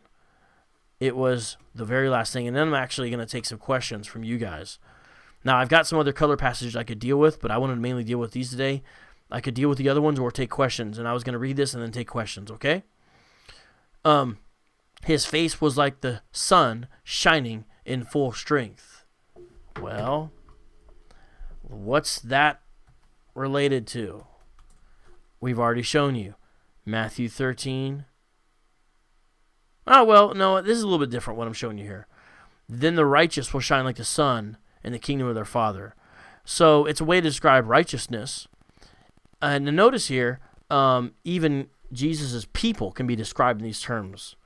So again, this isn't some ethnicity thing. It has to do with your righteousness. And you shine like the sun, where? In the kingdom of the Father. That's part of the background. Now, the other part of the background is the transfiguration. But let me show you one other thing here. 17:2. Yep. Matthew 17:2. I've already shown you the Mark 9 account. Now let me show you the Matthew 17 account. And he was transfigured before them, and his face shone like the sun, and his clothes became white as light. Notice the struggle to put in language how bright Jesus is in this state. Mark says bleached whiter than anyone on earth could actually bleach them. It's like a white he's never seen. And notice here, they became white as light. Nothing is so white that it's light. Yet John doesn't know how to, or Matthew, doesn't even know how to describe it fully. So he struggles with the language. But you still get the idea. It's really actually very powerful. And his clothes became white as light. So white it's like light. Now, if you don't understand that's the background by which to understand these Revelation passages, and to see that it's this full glory of Jesus, not just transfigured temporarily, but permanently, I can't help you. I mean, what can we do? But the thing is, Hebrews Lights never really even focus on that part. Let's look here at Revelation 10:1. Then I saw another mighty angel coming down from heaven, wrapped in a cloud, with a rainbow over his head, and his face was like the sun, and his legs like pillar of fire. So again, this isn't to do with ethnicity. What ethnicity are angels? Even though Hebrews Lights actually assign an ethnicity to them, which is silly. But you see, his face was like the sun. It has to do with the radiance and glory here of the angels. And so you get this general idea of this brightness. Now, when we look at this whole passage and we look at the background, it does not help Hebrews Lights one bit. And the thing is, I have more notes here. I have more to say. I didn't even get to look at Daniel 10. But when you look at everything here, it's clear the Hebrews Light interpretation is wrong as could be. Now let's look at it one more time, and then I'm going to take your guys' questions. Then I turned to see the voice that was speaking to me. And on turning, I saw 7 golden lampstands. And in the midst of the lampstands, one like a son of man. Again, if this is earthly Jesus, when did Jesus stand in the midst of 7 golden lampstands? And also, we see that the 7 golden lampstands are interpreted in verse 20 as the 7 churches. In the Old Testament, a symbol for Israel was the lampstands. And yet now in the New Testament, the symbology belongs to the church. And yet Jesus is there. His presence is in the churches. Are you in a church? Are you involved with the church, God's people? And do you see how they're the ones who are now the light to the world? Just like in the Old Testament, Israel is supposed to be a light to the nations. Can't get away from this. This is beautiful stuff. Clothed with a long robe and with a golden sash around his chest. 2 things represented. The royal, dignitary importance of Jesus. Golden sash up here, not down low. And because the priest had the golden thread, a probable reference to his priesthood as well. And you at least get that with the long robe, even if you didn't get it with the golden sash. His office is there as priest and king. Who alone can be king of Israel? God. Jesus to be identified as God. The hairs of his head were white. So we've got golden and lampstands and just shining and bright, and then you get to the hairs of his head were white, more bright and shining. How white are they, John? They're white like wool. White like snow. Oh, thank you. What's the texture of his hair? Oh, you don't answer that question. It's not in the context because you're not talking about his ethnicity. You're talking about his deity. What does white symbolize? Well, it's most likely symbolizes his wisdom. And he indeed is a reference to his eternality because Jesus doesn't die. He's permanently resurrected. It's a reference to his eternal wisdom. And also, just the brightness and the glowing and the shininess. There's multiple levels of symbolism here, but it's symbolism. The hairs of his head were white, like what? Like what? White wool. Nothing about the texture of his hair, like snow. If we were going to make the texture, then you got to make the snow part of the texture too. But you guys don't, because if you want to, what's the texture of snow? Oh, but you don't want to do that. You just only have to be the wool, but that's inconsistent. But then again, what do we expect? His eyes were like a flame of fire. Again, nothing to do with ethnicity, but it is in keeping with everything else being shining. And this is identified with Yahweh, who has the fiery judgment. Those things always go together, judgment and fire. His feet were like burnished bronze. The idea is glowing metal, refined in a furnace, glowing metal, because it's refined, and it's something that is basically currently happening.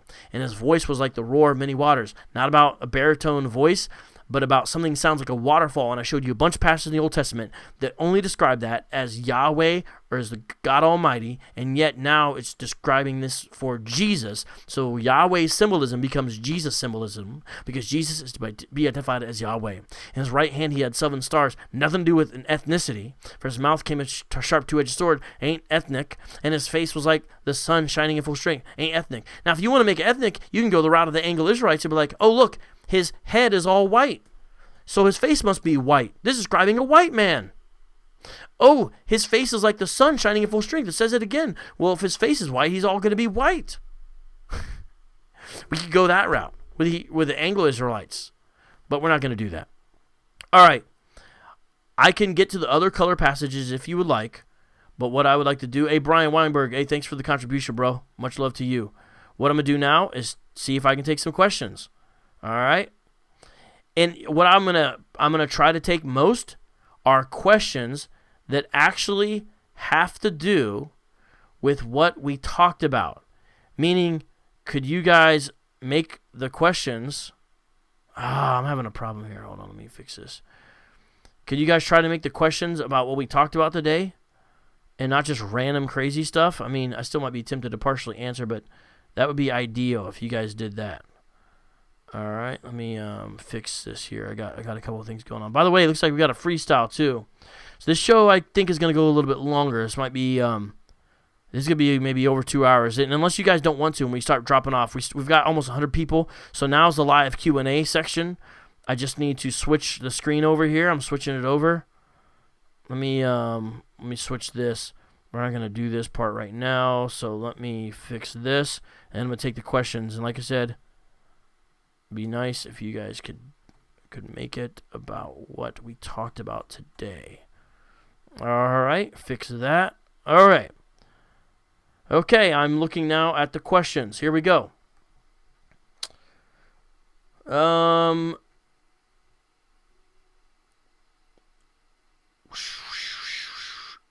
Vocab, can you please make a video refuting the belief that Jesus is Solomon incarnated? Probably sometime, and the reason why he's asking that, everybody, is because Hebrewites teach that Jesus is Solomon reincarnated, which is a heinous doctrine because it turns Jesus into a sinner. Because Solomon was a sinner. He committed idolatry. And now you've got Solomon in Jesus. But yet Jesus said one is greater than Solomon is here now. So that's a ridiculous doctrine. 2,000 years ago, he was painted black, and even 1,000 years ago, Tart 70. Do you have evidence for that? What are you talking about? I just read to you how in the initial stages of church history, Jesus wasn't even painted or portrayed at all. So he wasn't painted as black 2,000 years because he wasn't painted at all 2,000 years ago. Learn your art history before you come in here talking nonsense from your cult. You don't know what you're talking about. He was not painted black 2,000 years ago. He wasn't painted at all 2,000 years ago. After 300 or 400 years, the church will be in existence, then you start to see portraits of Jesus. And even 1,000 years ago. You don't have evidence for this. And guess what? Did anyone 1,000 years ago even know what Jesus looked like anyway? If we're going to use evidence of like some kind of picture you think is black of Jesus, then we've got to use the white ones too. So it's a silly way to argue. Do you understand how silly it is to say what you're saying? I hope you do. Jesus said he came for whom? Not sin, but skin, his people. What? What are you even saying? Jesus said he came for skin?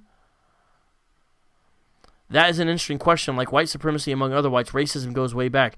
Racism is a sin that's always been here, but, Tart 70, the way Jesus was portrayed later on was part of a whole white supremacist thing that simply did not exist earlier in the church.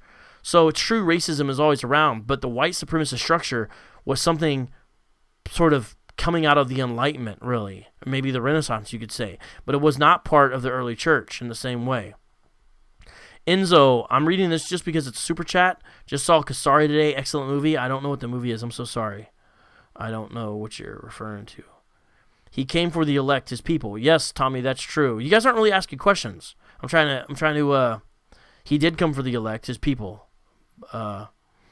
Vince says, the closest depiction of Jesus is on the right by the true man of God, Brother DGS. But is it relevant what he depicts? No, because we as sinful beings would worship that image instead of God. Is on the right by the true man of God, Brother DGS? Who's Brother DGS? I've got 3 pictures over here. None of them are painted by anyone named Brother DGS, and none of them are titled True Man of God. So I'm not. What are you talking about, Vince? I'm sorry. I don't know. And how would you know which one's the closest depiction of Jesus? We don't literally know what Jesus looked like. How would you know? Carmel Crunk says, Vocab, did you address the verse? Her Nazarites were purer than snow. They were whiter than milk. They were ruddy and body and rubies. They were polishing was sapphire. All right, I think I know what you're talking about. We can go there real quick. If I know what you're talking about, Carmel Crunk, okay? I believe you are referring to Lamentations. Is that what you're referring to? Lamentations 4, 7, and 8? That's the only passage I think you could be talking about. So let's look there. I'm going to look there at Lamentations 4, 7, and 8. I'm turning there right now. If that's what you're talking about. So what Carmel Crunk is talking about, she's bringing up one of the other so-called color passages that Hebrew Israelites like to use to try to show black Israelites, and they go to Lamentations 4:8. Now, I'm reading from the ESV because it's a better translation. If you guys want to use the King James and you think it makes a difference, you can put it in the live chat, and I'll try to read it. But let's read starting in verse 1 of Lamentations 4. Let's not just read verse 4:8 like the Hebrew Israelites do. Let's start here in verse 1. How the gold has grown dim, how the pure gold is changed. The holy stones lie scattered at the head of every street. The precious sons of Zion, worth their weight in fine gold, how they are regarded as earthen pots, the work of a potter's hands. Now, what's Lamentations? It's a lament, almost like a funeral dirge, a sad poem, most likely by Jeremiah, about the state of fallen Israel, Jerusalem. That's what it's about. That's the context, and you can see it right here. Even jackals offer the breast. They nurse their young. But the daughter of my people has become cruel, like the ostriches in the wilderness. Saying they're not even taking care of their kids is how bad it is. The tongue of the nursing infant sticks to the roof of its mouth for thirst. The children beg for food, but no one gives it to them. This is a sad state of affairs. So what's the context? Describing the sad, languishing condition of the people of Jerusalem and Israel here. Those who once feasted on delicacies perish in the streets. Those who were brought up in purple embrace ash heaps. Purple's a royal color, and now they're in piles of trash. For the chastisement of the daughter of my people has been greater than the punishment of Sodom, which was overthrown in a moment, and no hands were wrung for her. Her princes were purer than snow, whiter than milk. Their bodies were more ruddy than coral. The beauty of their form was like sapphire. So what's that describing? Princes, number one. Notice it's describing princes specifically.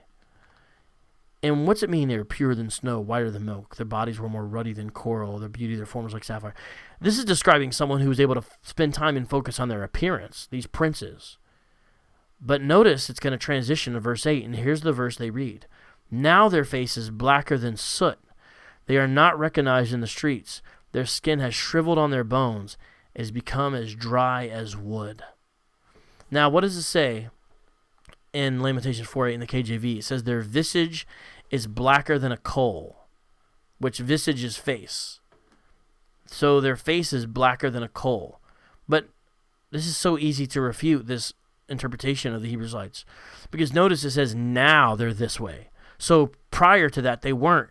And again, if we're going to be consistent and say this is describing ethnic features, what do you do with princes who are purer than snow and whiter than milk? That is not describing ethnic features. It's just talking about them and sort of how fresh and smooth and nice and clean they were. And in fact, there is a little bit of description of their body, but it's verse 7. Their bodies were more ruddy than coal. Ruddy is the idea of that earthen red color.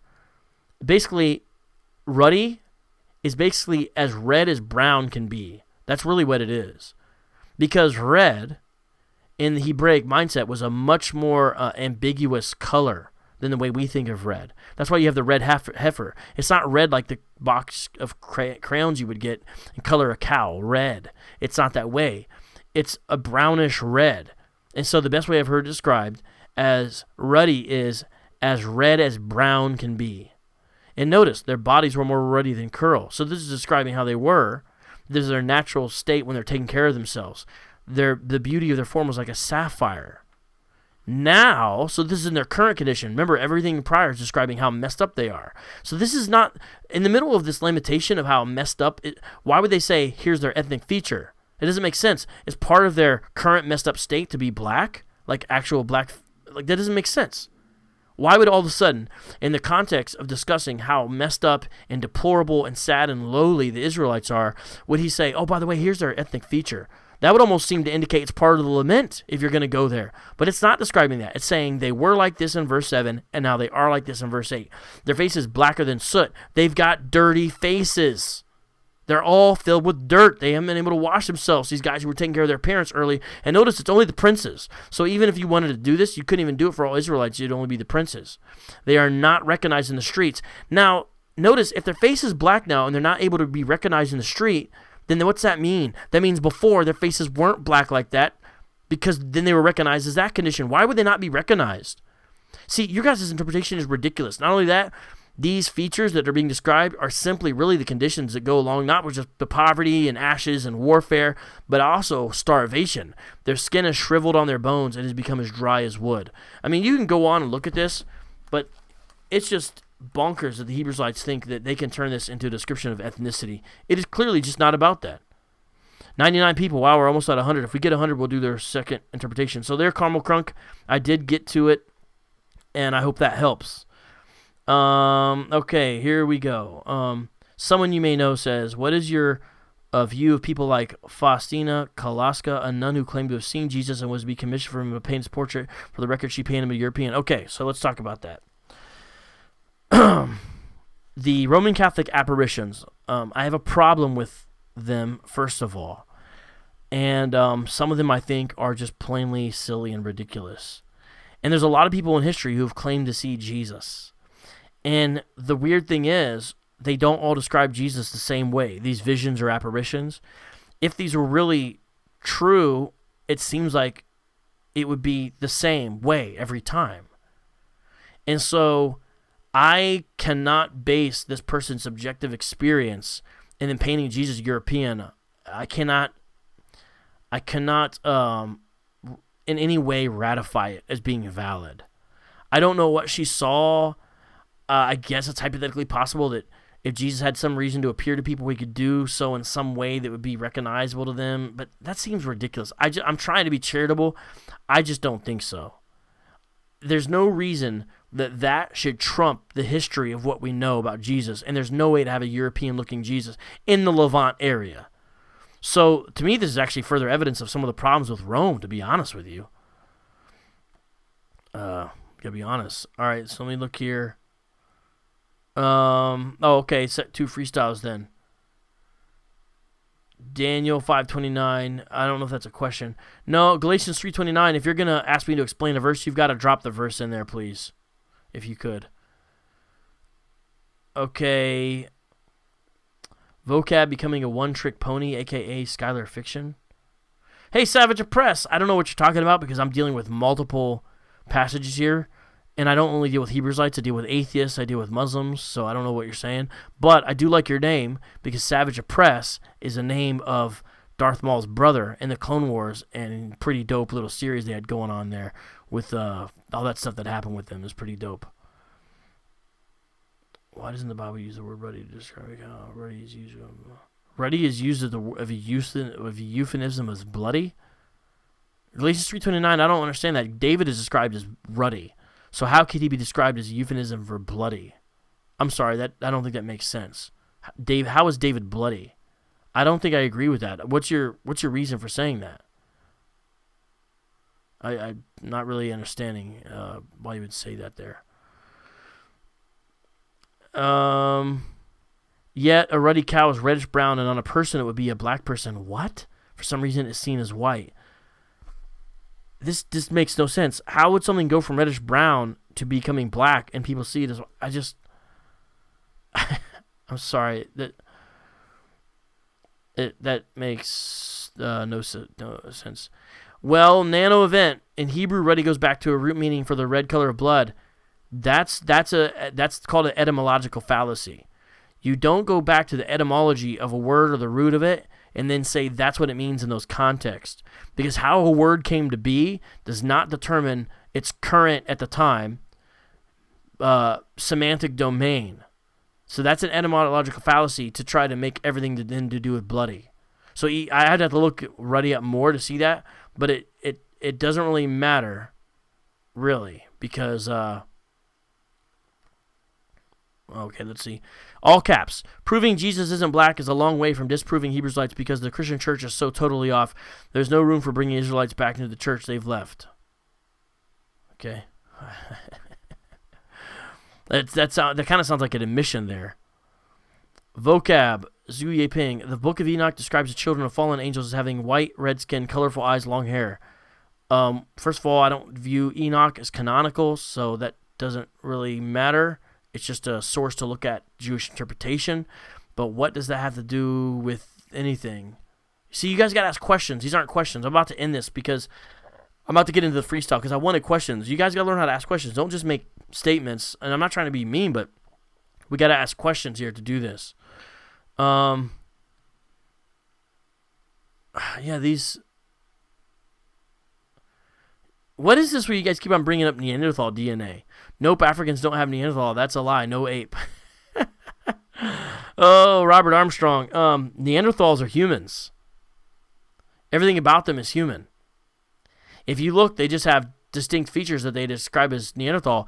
But creation scientists have said for the longest time, even before all the current Neanderthal DNA studies, that the so-called description of Neanderthal into a separate category is a false classification by evolutionists to try to make sort of one other branch off the evolutionary tree. But everything about this, we know that humans could mate with them, and we see the way they look, and if you give them a shave and don't depict them in a silly way like they often do in the drawings and have them in a suit, you wouldn't recognize a so-called Neanderthal by anyone else. It's just a unique set of traits that are sort of for the most part, no longer existence, although Inuits, sometimes called Eskimos, that's a politically incorrect term, so I'm saying Inuits, I'm just letting you know if you don't know what I'm talking about, who I'm talking about, have some of the same features as Neanderthals, is my understanding, meaning even some of the features aren't completely gone out of the earth. Neanderthals are just simply humans that evolutionists describe in some other category to try to get more out of evolutionary theory. It has nothing to do with anything.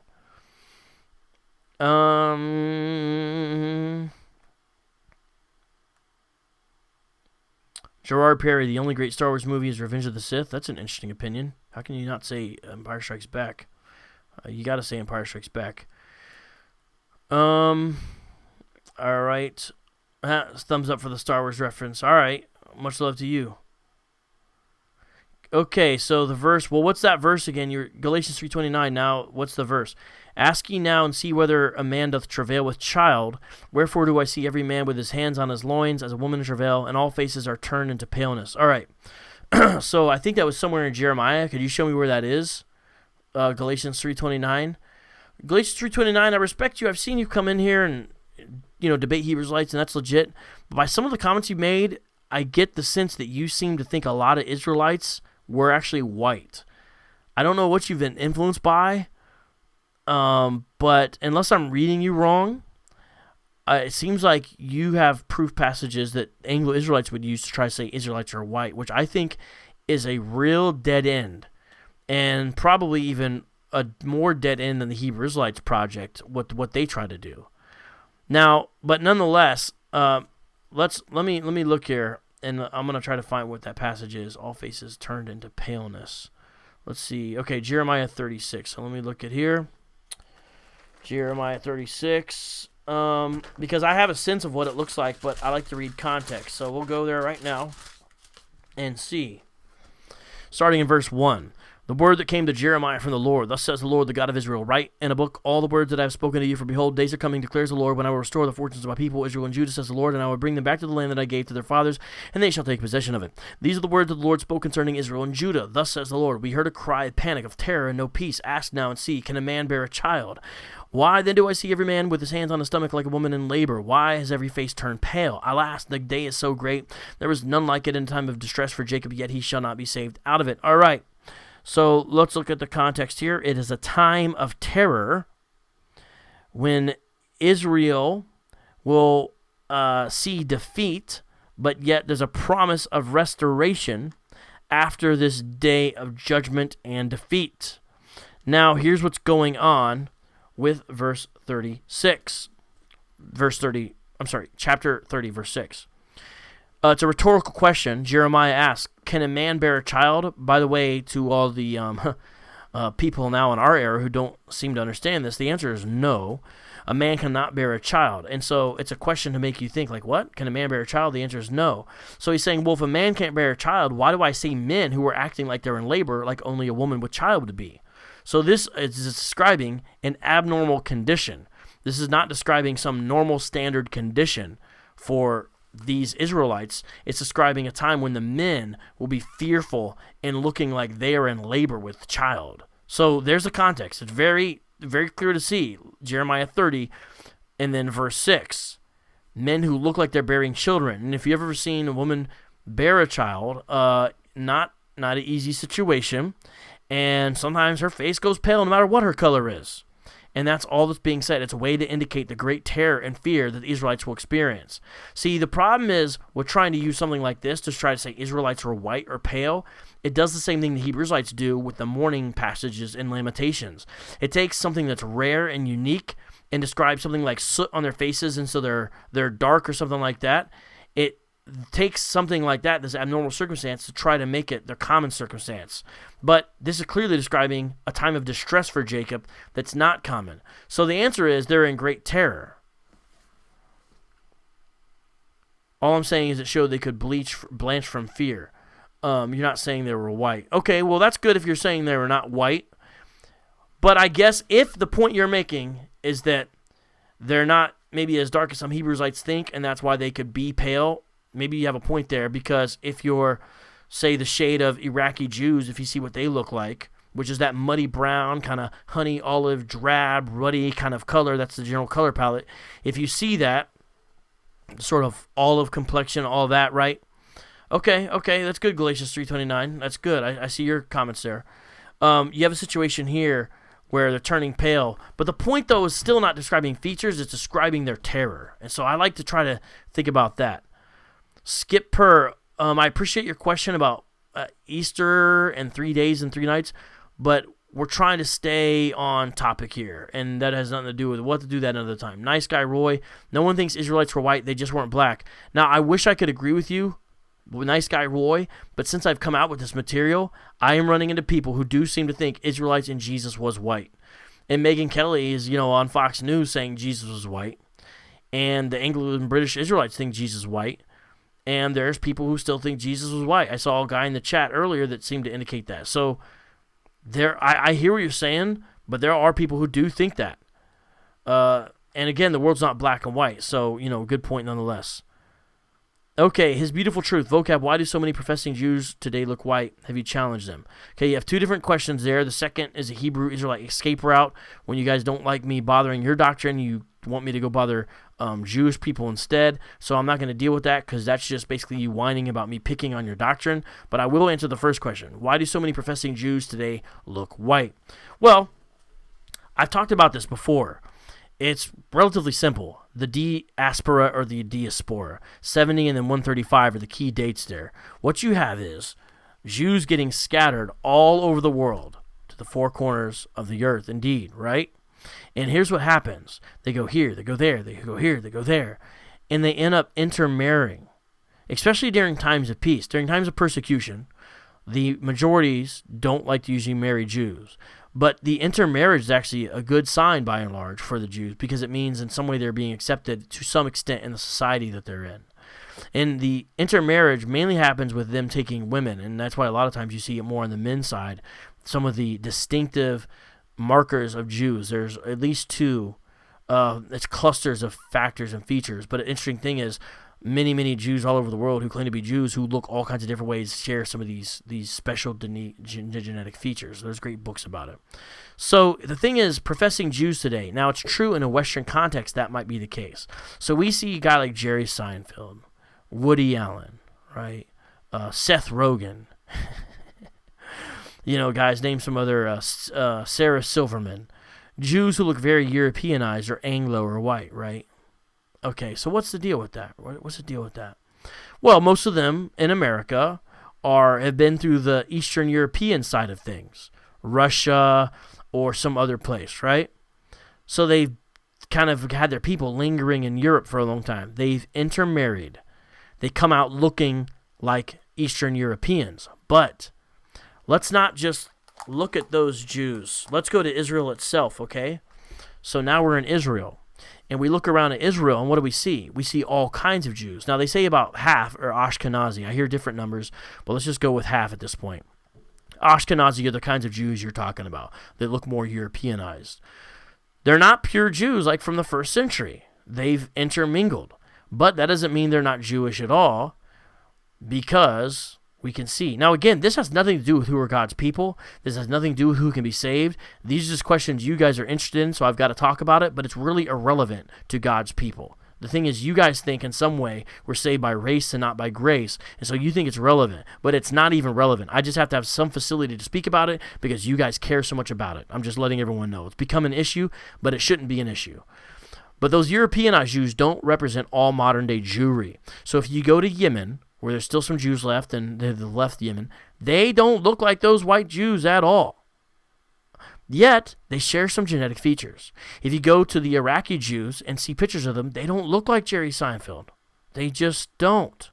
And you say, huh. Now, here's what's interesting about the Iraqi and the Jews from Yemen and stuff. They never really left that Levant area like the Jews who ended up in Russia did. Now, they've been partially Arabicized from what we can tell, but they look a lot more like ancient Jews or Jews of old. And it makes perfect sense because their cultural neighbors look the same, and they didn't leave the area. They didn't go as far afield during the dispersion. It makes sense. But then you go over to South Africa and Zimbabwe, and you have a group of people called the Limba. And you look at the male priestly clan especially, and you see that they have Semitic DNA that traces back to the Levant area. And you say, what? Yet if you look at them phenotypically, they look like other Africans in the area. By the way, that's not West Africa. So the Hebrewites who use the Limba as the proof to say they're all Israelites, it's not even in West Africa where the transatlantic slave trade occurred, so it doesn't do you any good to do that. But when you go and look at the Limba, what do you have there? You have a situation with them where they look like other Africans and yet share distinctive genetic markers with people like Ashkenazi and Sephardic Jews who look a little less white. They're basically the Spanish Jews. They look a little bit different. They have a little bit different traditions. And then you have the Ethiopian Jews, and it seems like there's debate and controversy about are these ancient converts or people who have partially Semitic DNA. It seems to be a mixed bag or a mixed answer. But either way, modern-day Israel has accepted them by and large into the community of Israel. And I'm not a Zionist, so it's not about that. But that means now you have sort of a reconstitution as well as with some new factors of Israel with people returning to Israel, where you've got the Sephardic mixing with the Ashkenazi, mixing with the Yemen, mixing with the Iraqi, mixing with the Ethiopians. And guess what? If you look now at the way Jews are starting to look as they have kids, as they've been returning for generations, they're not looking like a bunch of Ashkenazis. They're starting to look like Middle Easterners again. This is a phenomenon I've been told about and have looked at because I've even got some friends who did some things like took some samples from IDF fighters and showed, and it's quite a rainbow of features. It's not just a bunch of, quote, white Jews. So the simple reason is because of the dispersion and them going through Europe, but that's only one segment of modern-day Jewry. So let's see if we have another question. Trevor, what are some books that would be helpful in discerning the problems that come up in this discussion? Any books focused on exegesis scripture, defending against Hebrew Israelites, or other groups? Well, the best book I could recommend is my book. That would be the book I'd recommend Trevor 50. By the way, so what's up, Warrior Woman? Good to see you. And you can order on Amazon. K-Dub True's in the building. Hey, what up?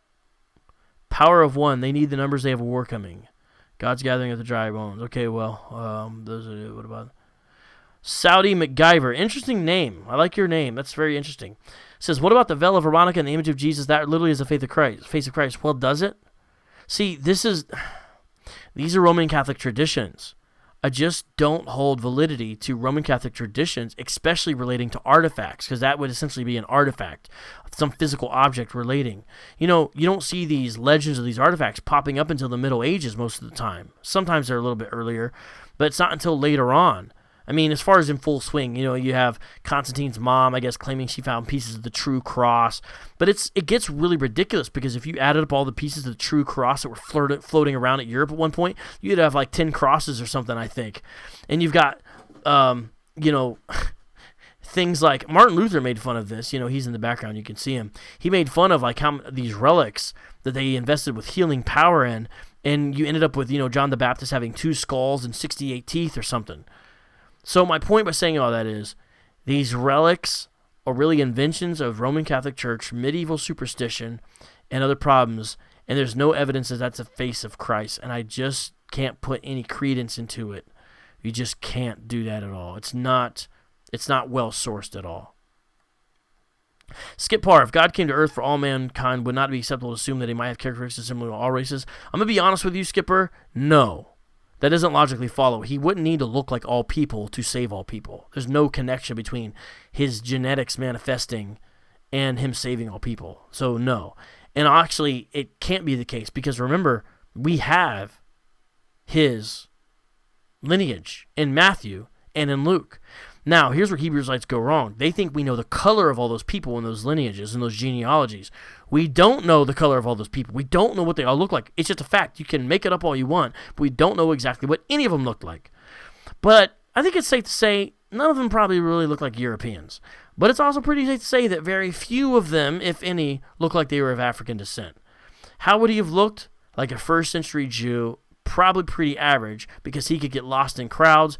Judas had to kiss him to identify him, which shows there's nothing that stood out about him. He wasn't levitating and glowing or wasn't the tallest guy in the room like George Washington in the 80s. So just assume that he looked like a first century Hebrew, you know?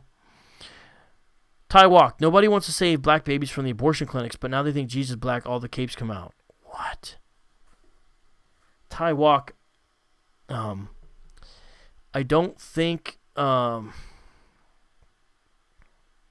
I don't know. Let me just say that you're incorrect.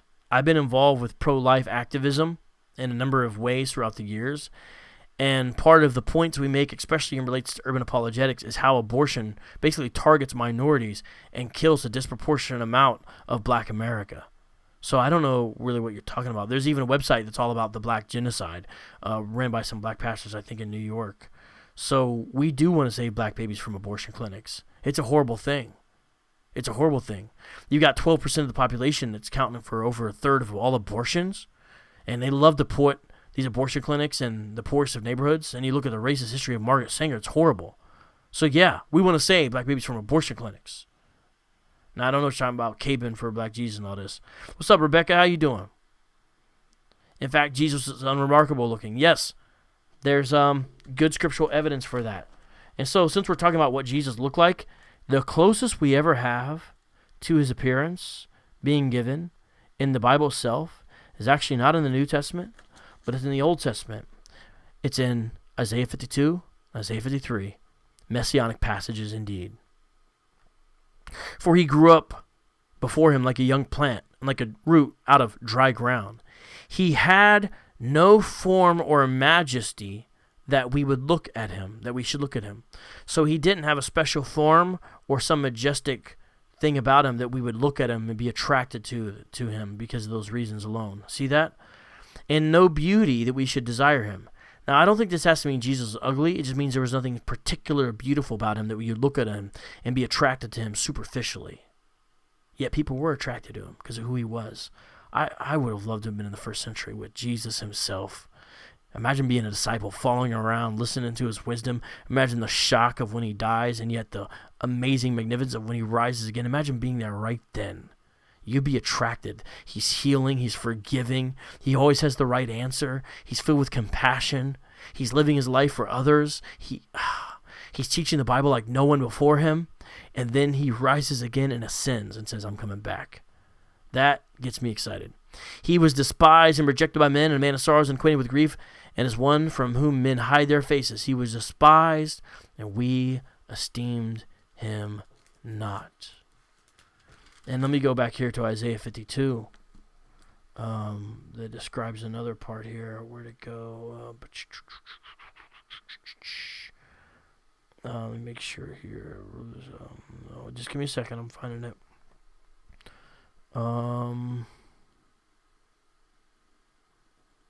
Make sure. Okay.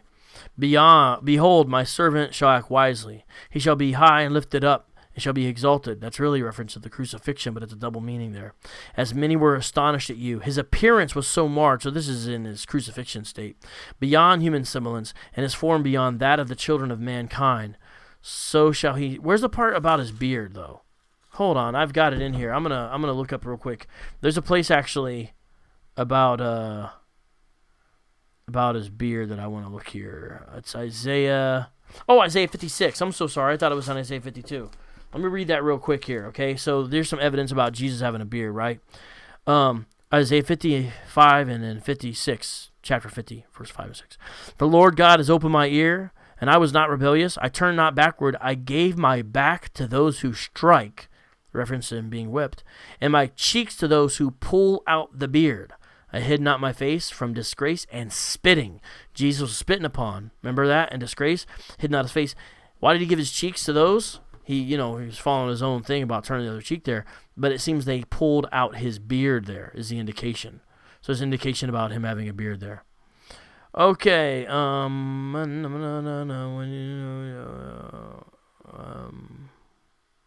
Oneness of Ruach Kodesh. When you are dying of starvation, is what you see look like going to matter? No, it doesn't even matter now what he looked like, but it's an urban apologetic issue, so it matters in a sense that it's become an issue because white Jesus has been used to prop up white supremacy, as well as for propaganda purposes, and now, consequently, a black Jesus being used for nationalism and basically sort of a form of other kinds of supremacy. And so it's become an issue about that, right?